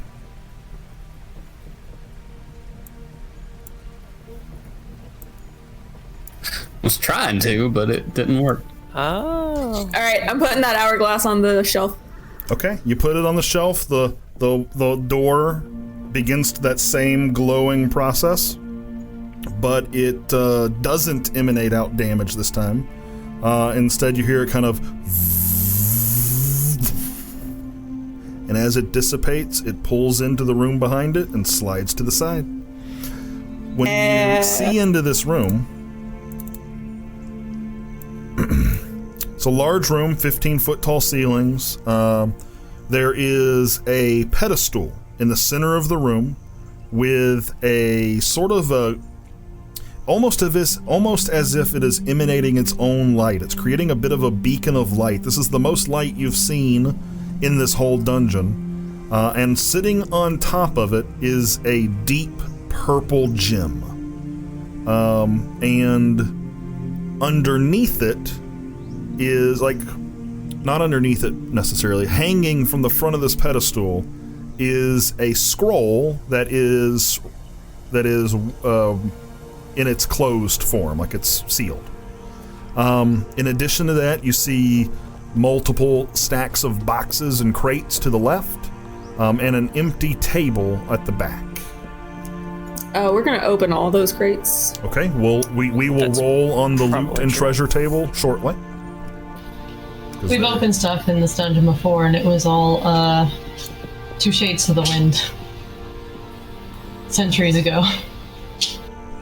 Just FYI, it was all rotted and decayed. Oh yeah, they have found a storeroom ash. before, but that will not be the case in this room. You'll have found the vault of this particular dungeon. Hey, Ebert, do you want to do that fun magic thing again? I mean, I could do it, but if you wanna. That's alright, I'll do it. I cast Detect Magic. You are practically blinded by the sheer imminence of evocation energy coming off of that gem. I want to try and identify what kind of gem it is. Does this look the same as the one Tack had? No, it does not. And it isn't glowing for everybody. This isn't producing an insane light like Tax was. This is just glowing as part of the aura Ebert is seeing with Detect Magic. Isn't evocation like summoning stuff? Damage. It's like fireball and stuff is evocation. Oh, okay. I think I know what Ebert has done, so I'm also going to use detect magic. You see and the same become thing. blinded. What about the scroll? Evocation magic on the gym. The scroll is mundane, Anything from the actually. You're not scroll? getting anything off the scroll. All right, I grabbed the scroll. I open the scroll, Denim. What happens?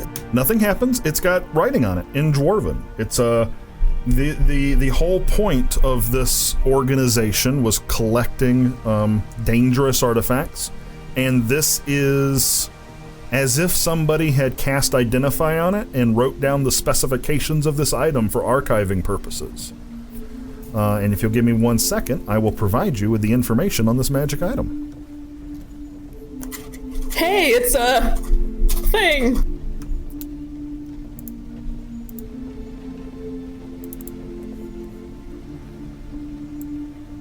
All right, so I will send the group the item on Foundry shortly, but you read it. It is Tylus's Gem of Dragon Breath.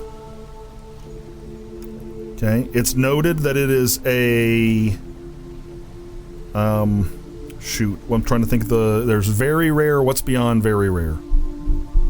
You know what? It is a legendary wondrous item. Yeah. Holy crap. Is a legendary Impossible. wondrous item.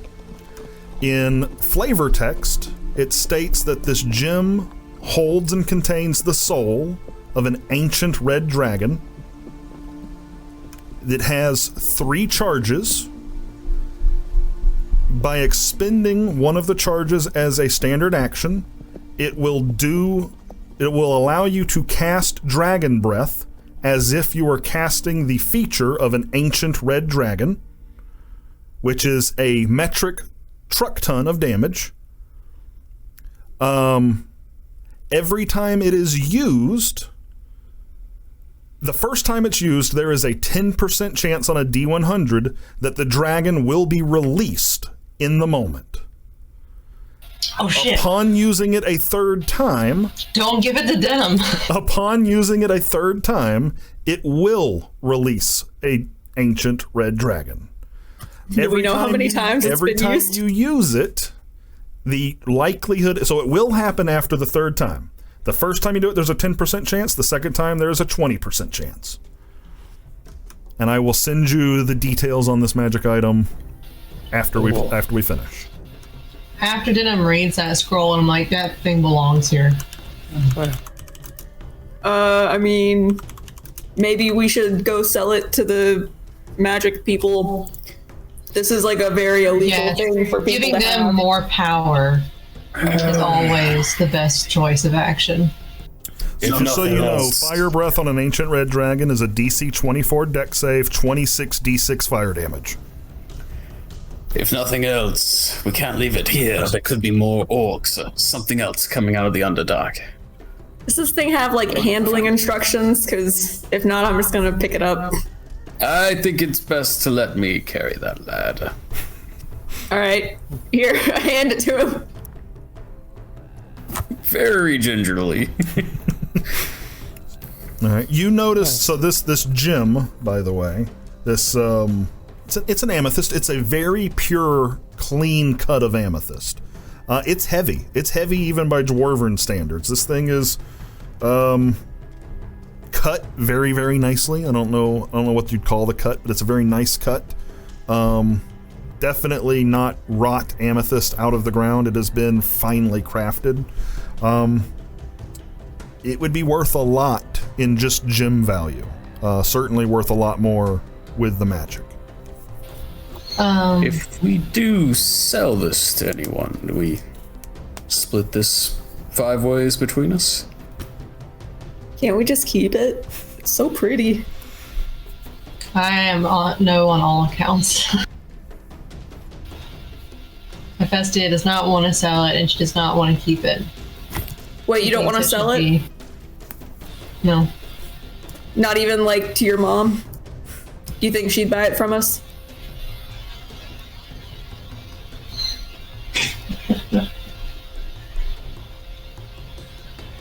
I'm not saying I don't trust my mom, She doesn't trust her mom. but like I would, just with Hephaestia's backstory, she would much she would trust her father 100 times more than she would trust her mother. You want to sell it to your dad then? If that's the thing, she wouldn't want to sell it. She doesn't necessarily think it's uncouth to her to sell something that shouldn't exist in the first place. So she would want to hide it away for, a time of war or utter necessity. No, I changed my mind. I don't want to give it to the elves. They're apparently planning to go to war. Let's give it to mages. I wanted to ask you a question about that, Justin. Sure, go ahead.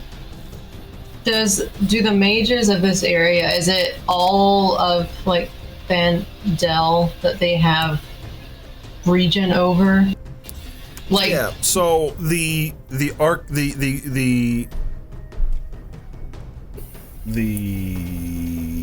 Zinholt Arcanum, sorry, had a Macwheel moment there. The Zinholt Arcanum is a separate standalone entity from the government. However, they have a very close partnership with the government. And their reach pretty much just stays, their sovereignty, especially the arcane, especially the Zinholt Authority, which you would know is the branch dedicated to the preservation of peace and magic, so making sure it's not being abused, that their jurisdiction is within the Thandel provinces. okay, so lawfully, this You would also should go know to that them. magic of this power lawfully is illegal, unless it is registered with the Zinholt Academy and monitored. Do I need to make any sort of checks to know if the Zinholt has had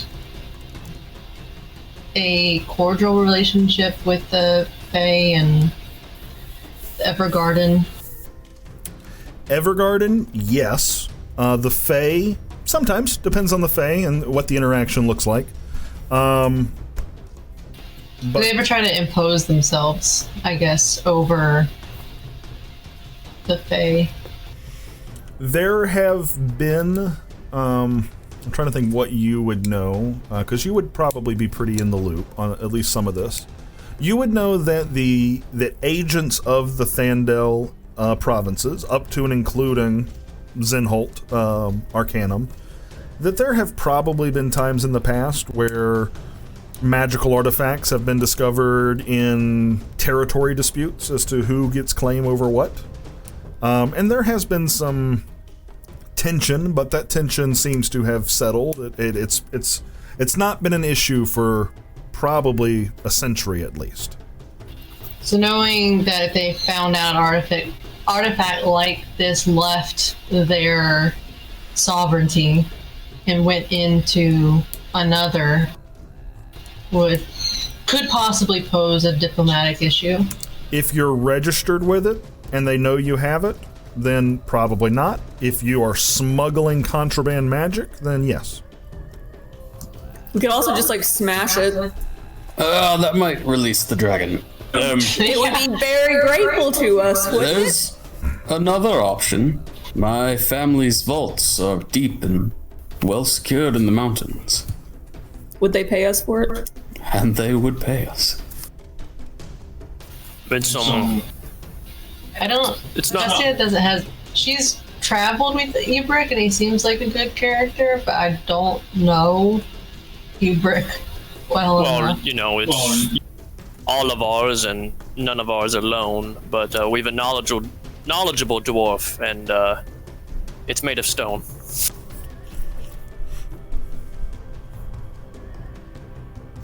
I'm just saying this is quite dangerous, and you know how humans are with dangerous things. Didn't you all make guns? Oof. Yeah, You know how right? dwarves are with dangerous things. Very safe and secure.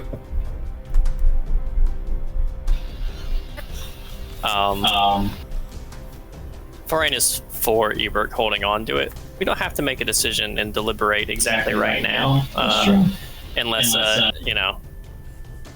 unless we have to right now. No, I mean, we still have, like, what, a week before we get close to civilization, so... Well, how about this? We're gonna be traveling a while anyways, and if we head to Rook's Edge to bring those bodies back, maybe take some of this gold with us, help pay for the resurrection. Gives us more time to think about it. I think we need a rest, and I do think we should explore the entrance to the Underdark just a bit. See if we can find a way to close that. Uh-oh. Are we map gonna is gonna bring,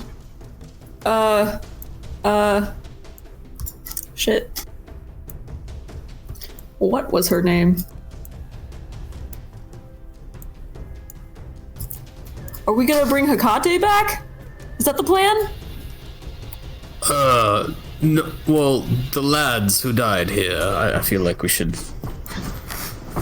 help. Right, but one of our previous discussion was if we ever did try to bring Hecate back, like, there'd have to be somebody who had to bring her back, because the church was pretty expensive, I think. I think that was one of the previous conversations we had. I Yeah. don't remember. We also don't have any part of Hecate, so Oh, yeah, that's true. it takes the much more expensive one. The true resurrection. Or reincarnation. I think you can do both with hot parts. But yes, Eberk has mentioned his plan. That we stop, heal our wounds, long rest, and then explore the Underdark. Are we gonna rest inside of this nice, secure, booby-trapped word room? What if it closes on us? Oh, speaking of which, y'all said y'all were going to loot the boxes, right? Fuck yeah. Oh, yes, please. All right. You find a total of 3,412 monies. That is in the form of, someone get ready for notes, 1,200 copper pieces, 8,000 silver pieces,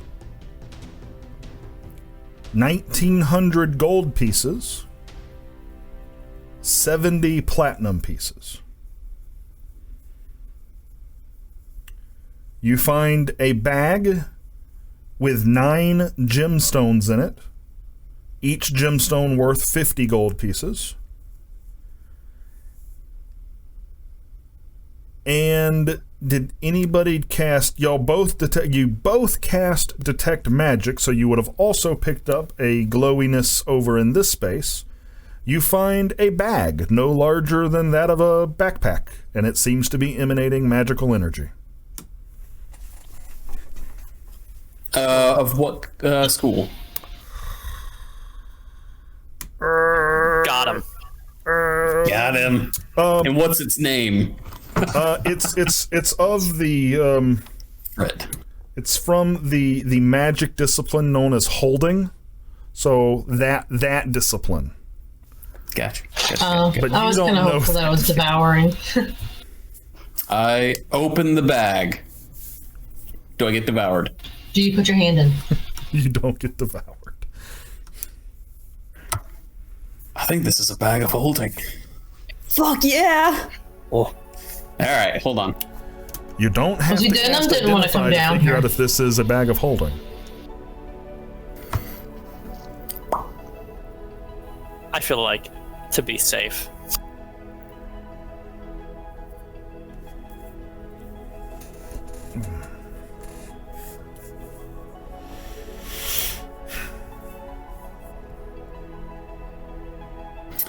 So first, we're all sure it's a bag of holding, so I stick the amethyst into the bag. As you drop it in, it sort of thump, and it's in there, but you don't see it.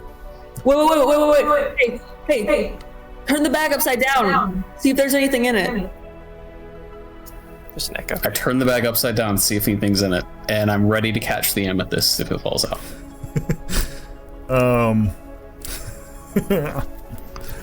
You can just summon the amethyst out before turning it over. So, yeah, by way of summoning and catching, you catch the amethyst, add 2,000 silver pieces to your end. Denim! as it just out of the bag. You're welcome.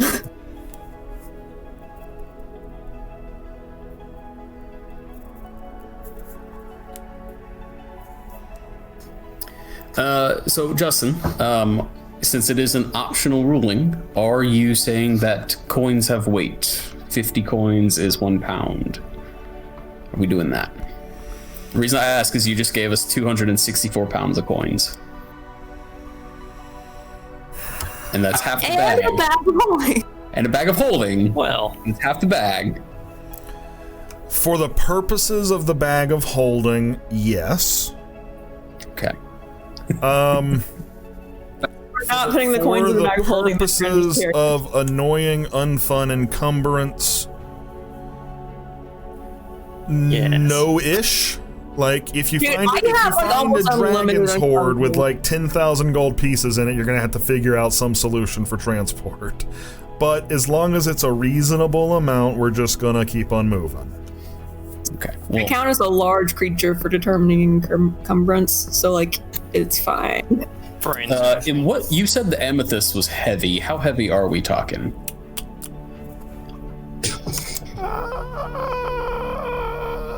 20 pounds. I don't know. I don't know if that's reasonable. I don't know if that's heavy or not heavy. I don't know. That's pretty darn heavy. Amethyst. It's a biggin. It's It's a biggin. No, I mean that's fine. I'm just saying, like, damn. It's a two-handed. Can y'all see the sunlight? Ah! Oh, geez. Good thing Tack's not here. Aliens. two-hander. Can't believe I got the Flump killed. Yep. Flumps always die. I agree with Ebert though, taking a long rest and then trying to deal with the opening into the Underdark. I don't necessarily want to explore the Underdark, but I do want to keep anything else from coming up through it, the opening. We could put the chair in front of it Taking a long rest to help me drag it is- over. I'm going to switch this to Theater of the Mind at this point. Y'all have explored the entirety of the dungeon.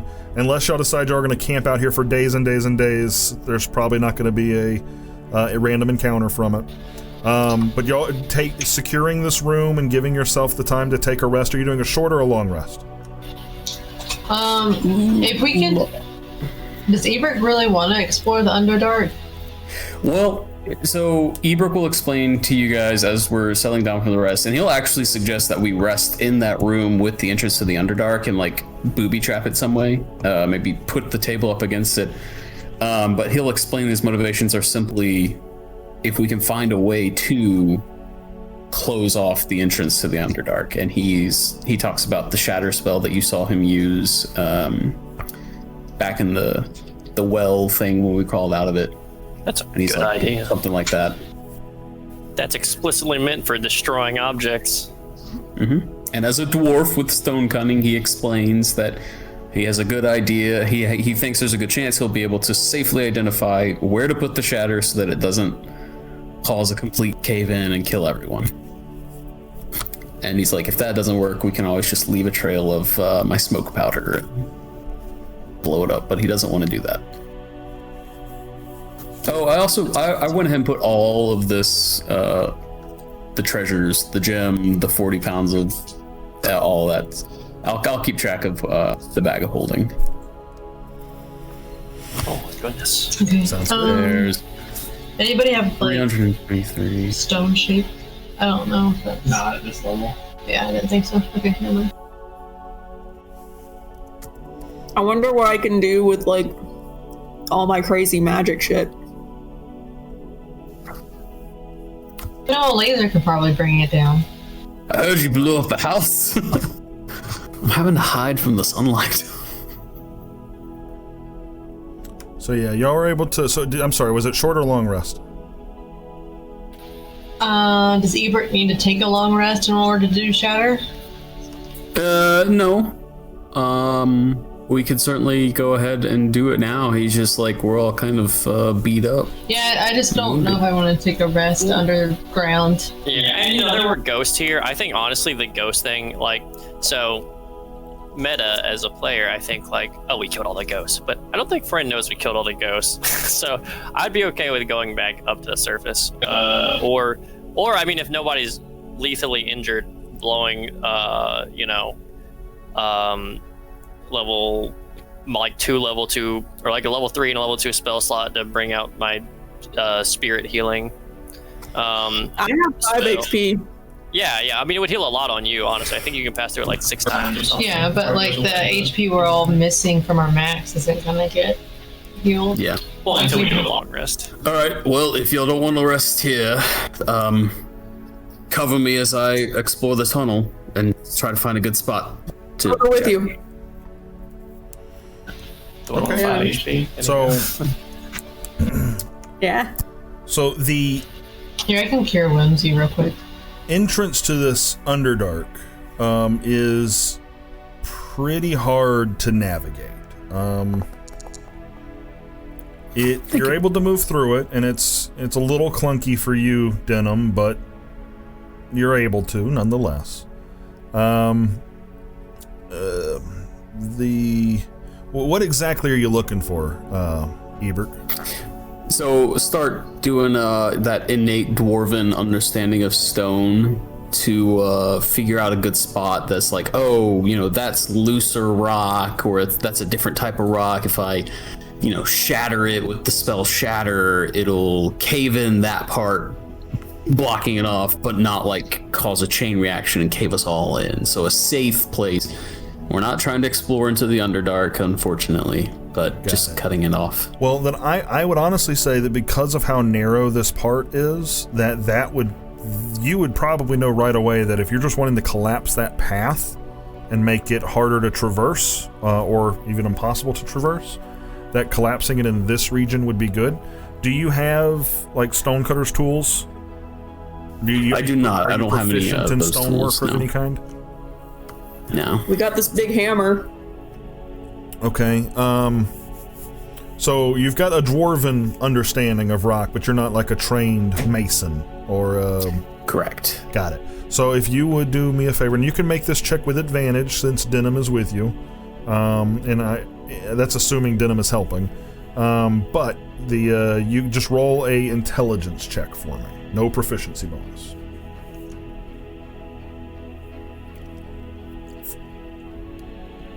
I'm being so helpful.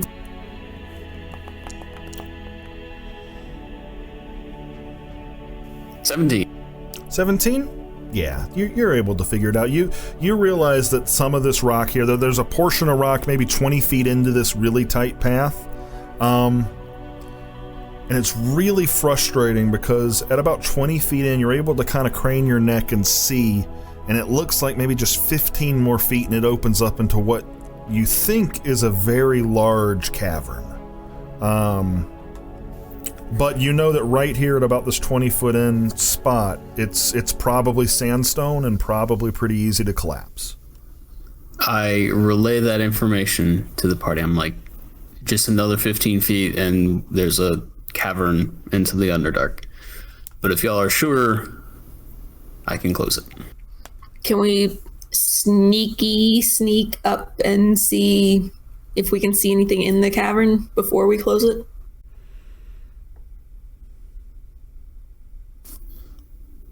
Sure. A sneak. Roll stealth, whoever's doing this. Denim, do you want me to?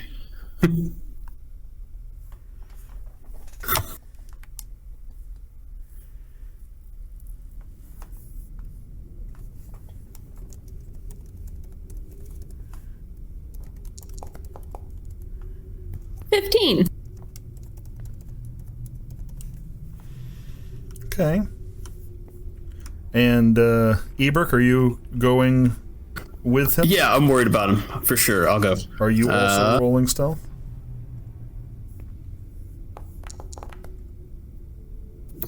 $19. Okay. So you both, feeling very sure of yourselves, move forward.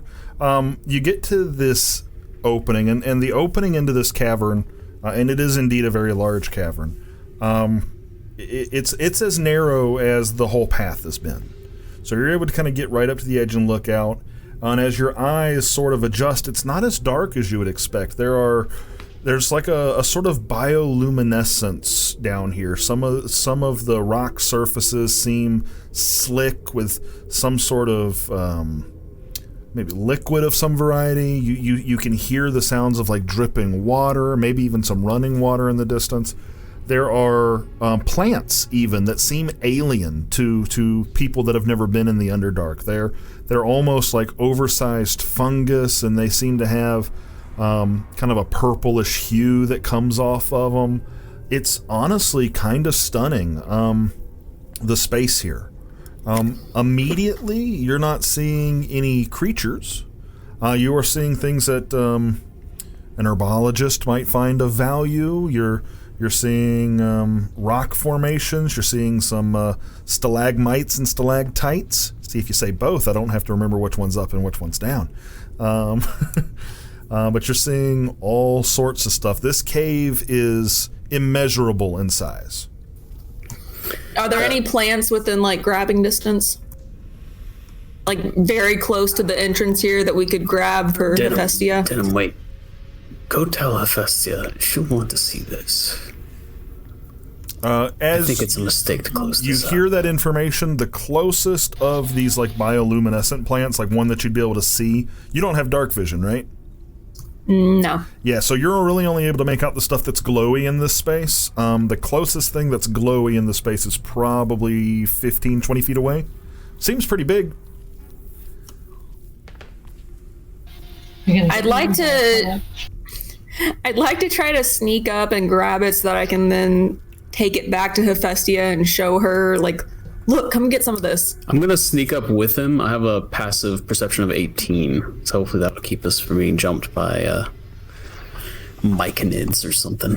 Do I need to make another stealth check, or does the same one hold? The same one holds.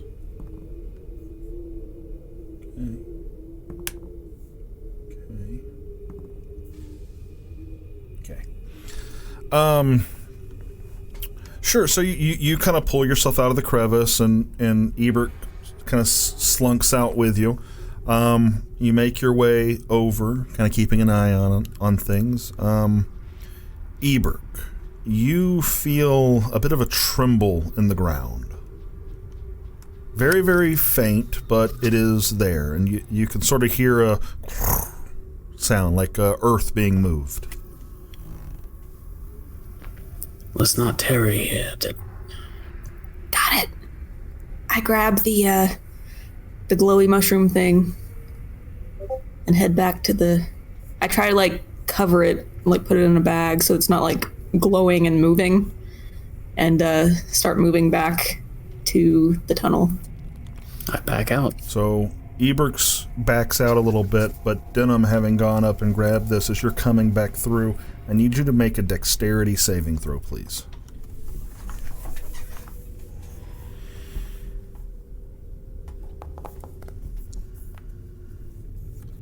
$15. One moment, please.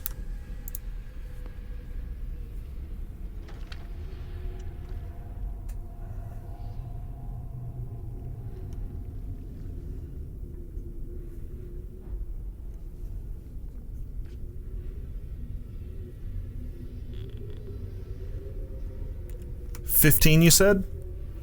Yep. All right, that's not going to be quite high enough. You hear a noise now. It's obvious to you where it wasn't before.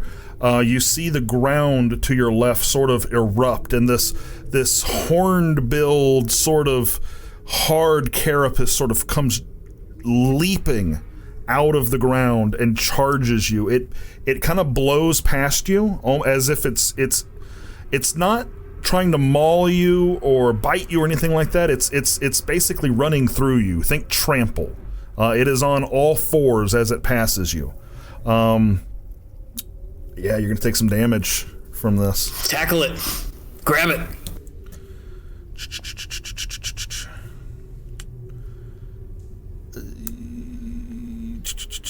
I don't suppose I can try to do that.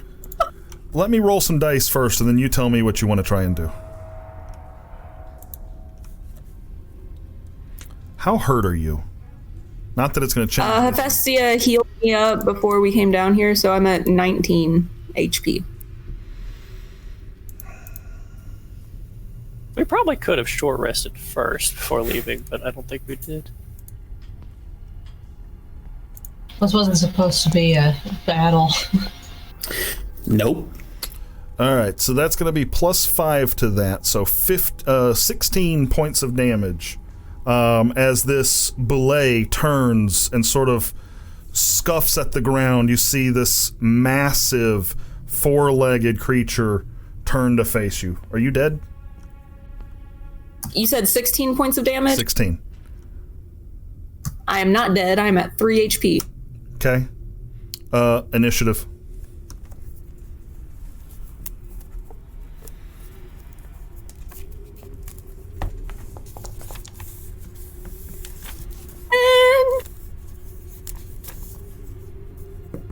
Is there not a button I can press to roll initiative? I have no idea. Is this an everybody initiative or are those two initiative? It is a those two initiative. 10 more. All right, what's your initiatives? 20.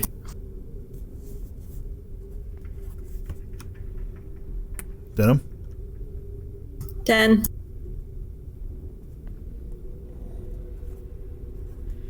Okay, top of the round. Ebert goes first. I am going to Use the dragon gem. pretty much the only thing I can think to do, and drop a hypnotic pattern.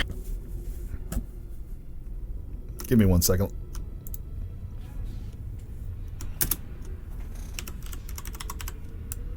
I do have a boulet. Nice.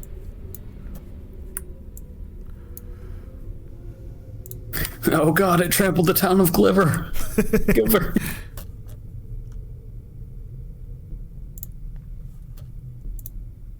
Ew, dirtfish. It's an 18. Does that succeed?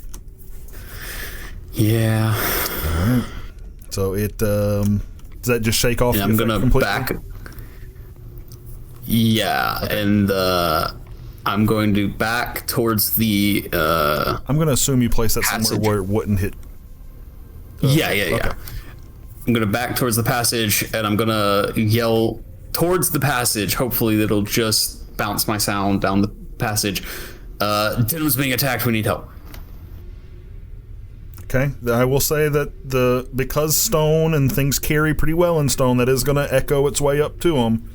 You guys can start being involved at the top of the next round. Y'all are, let's say it's, what you said, 20 feet in to find the soft spot, 15 feet beyond that to get to them, so 35 feet to the to the end of the path into the cavern. So at least one round without dash to get involved. Mind you, it's a tight path, and Ebert, you're at the end of that path, right? Yeah, I was probably closer to it than Denham. Honestly, sorry, I'm kind of doing this improv off the top of my head because I didn't know this was going to happen. That would also be difficult terrain. Okay, so you've backed up into how deep into that entrance are you going? Not so far that I leave Denham behind. Got it. Good to know. So like maybe 5 feet in, like right at the edge, holding your hand out, trying to get her to come to you. Yeah. Him. Yes, him. Sorry. The belay also rolled a 10, but I don't like asking for dexterity modifiers because it gives away what the initiative was. I always let my players go first on a tie. So, Denham, what are you doing? Is it within melee? It's probably 10 feet away from you after charging through you. Cool. I am going towards that tunnel and I am grabbing Ebert and I am continuing on through that tunnel. Okay. Let's see. So what did I say? I said the mushroom that you harvested was like, what, 15 feet away? Yeah, I So have you're a 15 feet away from the tunnel. movement. Say again? I have 50 feet of movement. 50 feet of movement. Okay, so it's not difficult terrain to move the 15 feet back to the tunnel. The tunnel would be difficult terrain, so that leaves you at 40 half, so you can move 20 feet in. I would say that's enough. Eberk, shatter it, close it. This belay is going to charge the wall after you take your turn, and it's going to do that cinematic thing where like half its snout is in the tunnel, and it's like trying to claw at you. It gives up on clawing and begins burrowing. You see it take its claws and start digging away at the rock. It's coming after you still. Okay. Eberk, shatter. If it's my turn, I shatter. Top of the round. Let me get initiative rolls from Ferain and Hephaestia.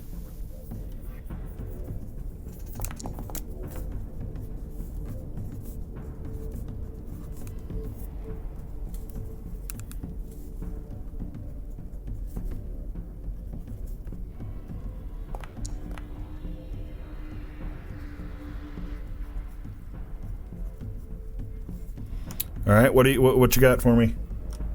20. And Feraina's 21. Lucky. Good rolls. Okay, Ferain, you've just heard a call for help from that cavern. What are you doing? I'll try to run towards it. If they're running towards me, and I know that though, I don't want to block the cavern, but I'll go right up to the entrance of the tunnel. And I will. I've kind of learned my lesson for things popping out with the Wraith, so I'm going to ready my other offensive cantrip, Primal Savagery, and I'm going to. My nails are going to turn kind of slick and oozy, and I'm going to wait for things that aren't companions to pop out near me. Okay, got it. So holding an action to attack if you see something mean. All right. Yeah. Eberk, what are you doing? I think Hephaestia will go before me. Okay, that's fine. Hephaestia, go ahead. I will also ready an action, but before I do that, I will use my bonus action to make my next attack that hits do force damage. But when you hold an attack, you can't. Can you do your second attack on a hold action attack? No. Just the one. Yeah, just the one. Can we see the creature at all, or no? Not yet, but you definitely hear it. Definitely hear it. Okay. I mean, imagine the sounds that a creature of this size would make, and the sounds of it tearing through rock and dirt. Gotcha. I'll move towards the entrance of the room. Towards, like, if we were gonna bolt out through the exit, I'm gonna move towards that, but I'll have my bow ready. And I've used my bonus action to make that damage if I hit force damage. Yeah, that's it. Got it. Okay. Anything else? No. Okay. Eberk, Being a dwarf, am I familiar with what a boulet is? make a nature check at advantage. It's a dirt fish. It's like an overgrown silverfish. Hey. Yeah, you're familiar with it. What would you like to know? It's a boulet! Do you want me to close the tunnel? Yes! From the stories you've heard, what good will closing the tunnel do? Alright. Damage it! Oh, keep it away from us! Quick! Choose! The only way we're getting this thing away is if you sing it into submission. I cast Shatter. Okay. At the spot. What are you targeting? Either the spot that we had decided was like where to put it to collapse the tunnel, or right on top of the creature. Can I see the text? Can you post it in the chat?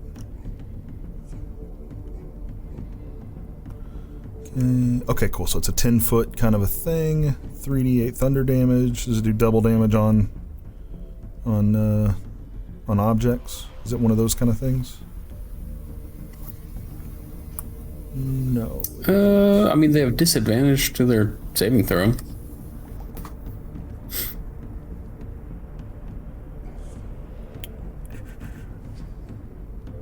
Got it. Okay, yeah. I thought it had something like that.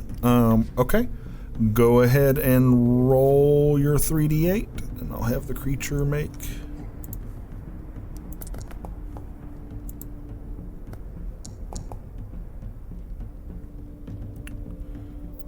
So he only takes half damage, but hopefully it'll collapse the cave.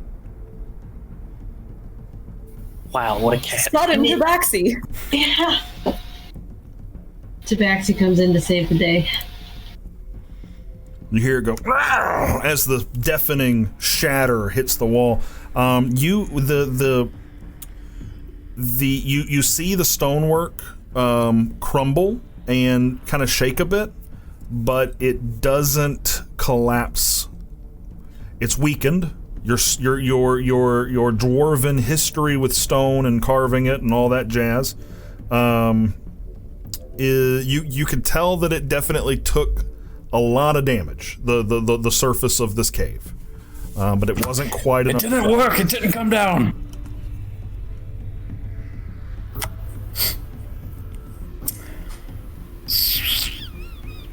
And that'll be it for me. Okie dokie. Denim, you're up. What you doing? Getting out of this tunnel with who I'm still carrying. Okay, so you're just gonna do the full movement back. So in half, so you have 50, so half would be 25. So 25 will definitely get you and Ebert. Since Ebert didn't move any, I'll say that you're dragging them back through. Y'all are able to get out of the tunnel. You're probably, I'd say the both of you, you're like 5. You're 5 and 10 feet right through and back in the room that we were in. So since we're back in that room. Oh yeah. I picked Ebert up and was carrying him. Yeah, I know. Yeah, I know. And I continue on like dash to get as far away from here as possible. Go ahead and move your tokens back to that room.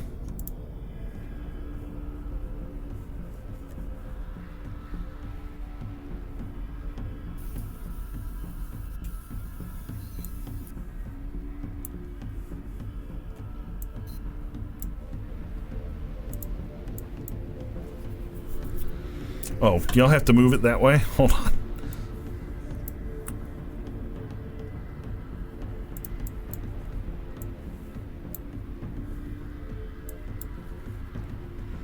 So I would say here and here.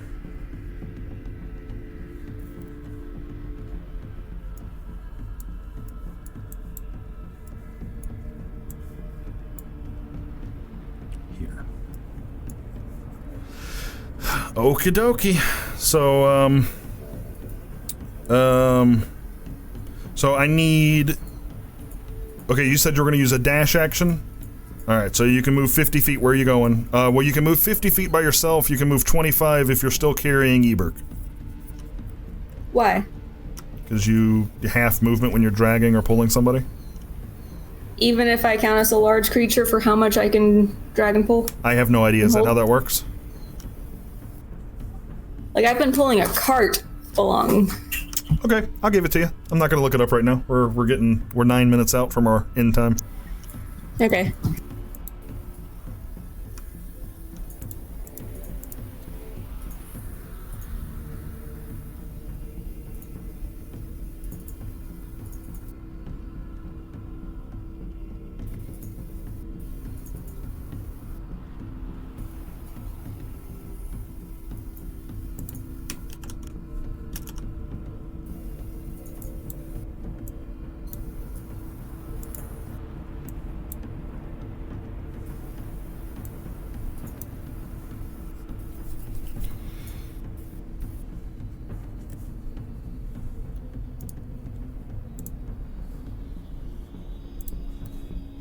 Are we all just booking it now?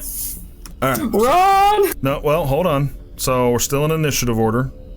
So Okay. those two have moved A their lot of this- 50 feet. So go ahead and put yourselves at the 50 feet mark, wherever that is from where y'all were. So 5, 10, 15, 20, 25, 30, 35, 40. Should be like right over here at this corner.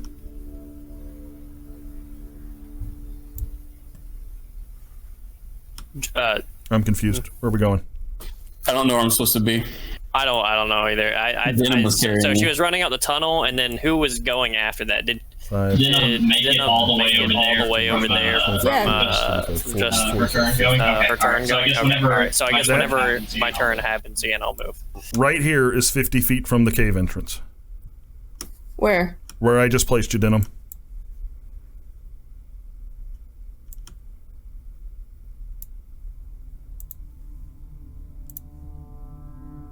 Oh, one more. Yeah, right there. I don't know if you can see my marker, but that's 50 feet.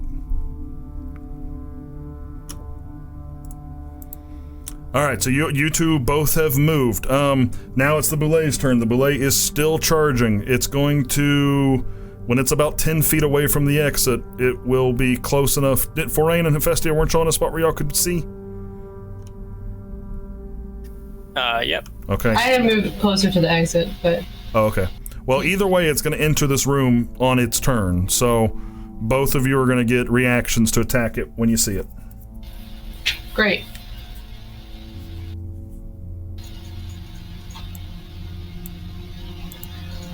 So go ahead and do your attacks. We'll start with who just rolled that dice. I'm declaring that I'm using my sharpshooter. That was That was me. me. If we stay in the say- same initiative order, I was 21 and she was at 20, so I just went ahead and rolled. Okay, cool. Forain, you are... I crit! Woo! I do so much damage when I I crit. didn't crit, but I will do 9 acid damage if 20 hits. Okay. 20 does hit. You said you do 9 acid damage? So we said last time I crit, the minimum damage, that doubles your bonus, Yeah. and it doubles the dice. Yeah. So that's 10, plus my sharpshooter is 10, plus a d8, plus 7. So oh, 2d8, thank you.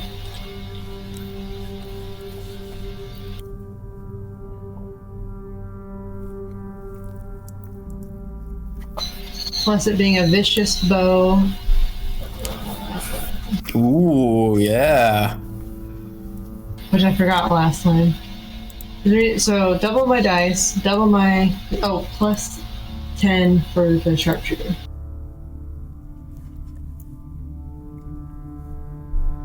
Is there anything else I'm missing there? No. 10... If it doubles everything, just do like 30.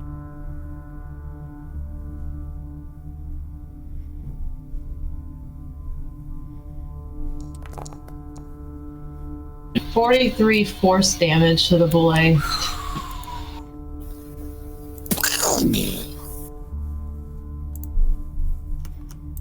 Good damage. And then well, this is my reaction, never mind. So when it hits you, it goes... And it kind of looks up at you and snarls. It barely noticed whatever Forain did compared to that hit. Let's see here. It was about 20 feet back. It burrowed 20 feet. It's got a total movement speed of 40. It's within melee range of Forain, so it's going to take a bite of Forain. Time is it? 4 minutes. Nice. Yeah. We'll do this one attack and see what happens. Oh no.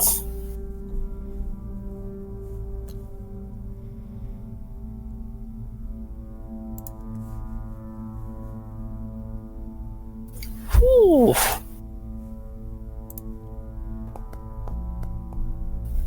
Oh, that's gonna hit. Did I also double the sharpshooter bonus I don't know. damage? You're supposed to. Okay, so it's 53, sorry, not 43. So an extra 10 damage. It's an impressive amount of damage to this Boulet.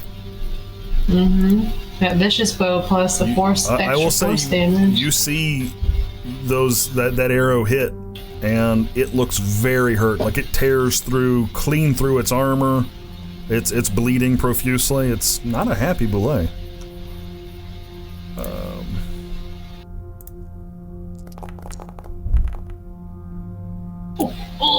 27 points of bite damage. Ouch. To Farain? To Farain, yep. It's just snapping its jaws at the first thing it sees. And I don't think it has multi-attack. That is significant. Are you dead? No. All right, well that's where we will pick up. That is where we will pick up next time. I've got a note here of our initiative order, so when we get back in 3 weeks' time, we'll jump right back into this moment. Good job, everybody. Good game. Good game. Dang, I had a lot of fun. The belay is... I'm a little sad. I thought the belay would be more dangerous. Turns out it's a CR5, and you're 5th level, and there's 4 of you. So... Yeah. I'm really proud of how much damage a crit does for me. Yeah, it's dope. That's real dope. The way you have it calculated, being able to double all your flat stuff, Yeah. sharpshooter adding 20 damage by itself does a lot of the heavy lifting. Yeah. Well, I kind of added all that stuff so that sharpshooter didn't kill me so bad.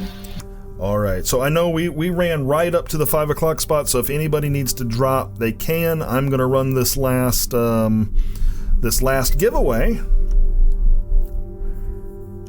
Let's see here. Oh, yeah. For the I just other... found out Say again? you can move your token in Foundry with your arrow keys. What? Oh, that's really cool. No, are you kidding me? Hold on. That's really cool. Oh, this is tight as hell. The raffle has been canceled? Yeah, because I canceled the old one, because remember it glitched when the stream died. But, about to do another one.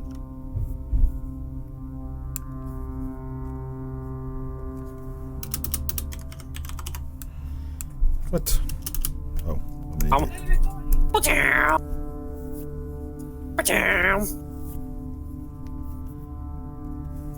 Oh, guys, you can also hold it.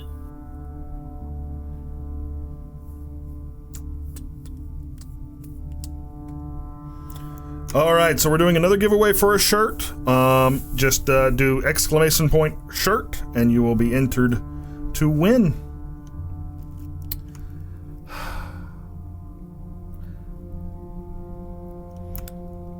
She just got that on copy and paste now. Yeah, I know. Yeah, I know.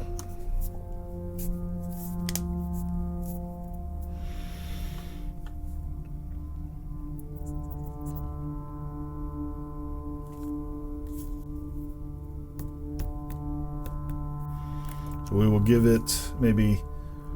I'm so sad y'all killed the flump. I mean, Technically, we didn't kill Y'all him. It was killed it. talking That was a peaceful, to Denim. happy flump. You I had burned its no idea what was retinas with going its on. sunlight sensitivity, and then you let it get eaten by a carrion crawler. I bet it was delicious. Chat wants to know when the drawing to win the cat is. Sorry. No. Cat's one of a kind. He's not going anywhere. We can always try to make a cast of him.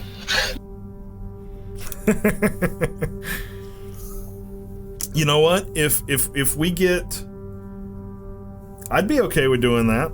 If y'all wanted to do something like that, we could tie it to like Patreon. If we get like 10 more, we get 10 patrons, we'll do a giveaway for a cat bust of that cat. Oh, yeah. I'll do it. Or I can't believe you're whoring my cat out like this. Listen, you can believe it, and you will believe it.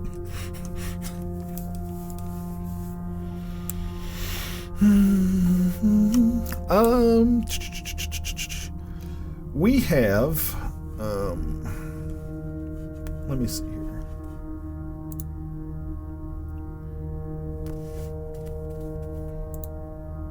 Part of me's kind of torn because we've got fans and friends in the Discord. I'd love to put out another announcement and tell them to get their butts in here and register. But I'm pretty sure Rudolph's been here this whole time, and I know Queen Bree has, so I think we're just going to give them a chance to win and it'd be 50-50. I've been here too. Yeah. Listen, you can just buy one of the shirts at cost, okay?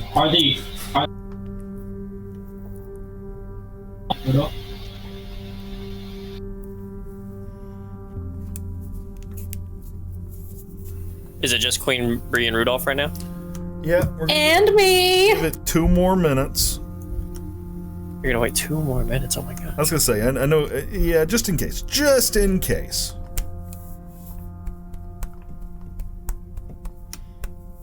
Like, Queen Bree wasn't in the first drawing, so I don't know if they were here the whole time or not. Aren't you supposed to be, like, visiting with family, Queen?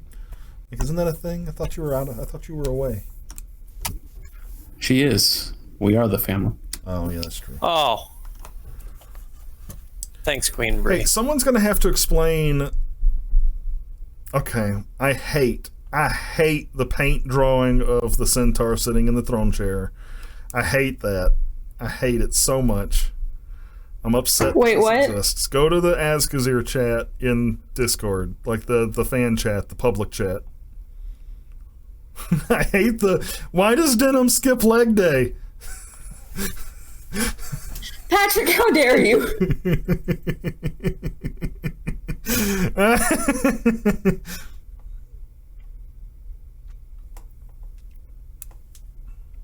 A quality illustration. So, Thank you. okay, but I need to understand, what's the Heffy right now and above it? Like, I don't get what this is supposed to be. That was I think she like crit on something or like crit a couple of times. Oh, so these are a bunch of rocks. We were all like ooh, like that hurt. Okay. Yeah, I guess a slug creature. I'm gonna let the dice roll just to see what happens. Oh, that's nice. But I think that is very kind of you, Rudolph. Yeah, you're so nice. Queen Bree won anyways. Nice. So It's a shame congratulations Ashley to didn't win our anything. winners. Ash just losing. I won the first one, thank you. The dice say otherwise.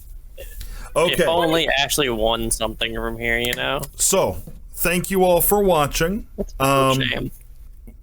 Really appreciate everybody being here. I thank the players for taking the time out of this Sunday to roll some dice and have a good time.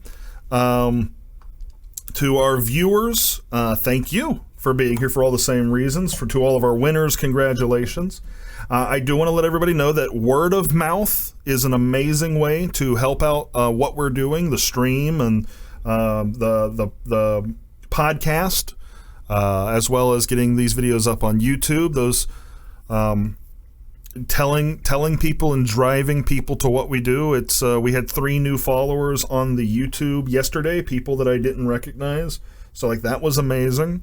So word of mouth is awesome. It's one of the best ways to help us. We do have a Patreon. The link for that is in our links on Twitch. That is, if you want to help us monetarily, that is the way that we prefer. It goes a long way towards helping us. We hit our first milestone, so there are some decently expensive subscriptions that we pay for to keep the podcast running.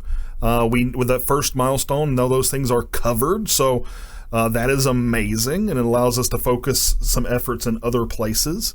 So support there is always appreciated. But that is that. We will be live next Saturday at 8 o'clock for our Starfinder campaign, which is DM'd by Creed. That is on the 21st at 8 o'clock. Then we have another Starfinder the 28th at 8 o'clock.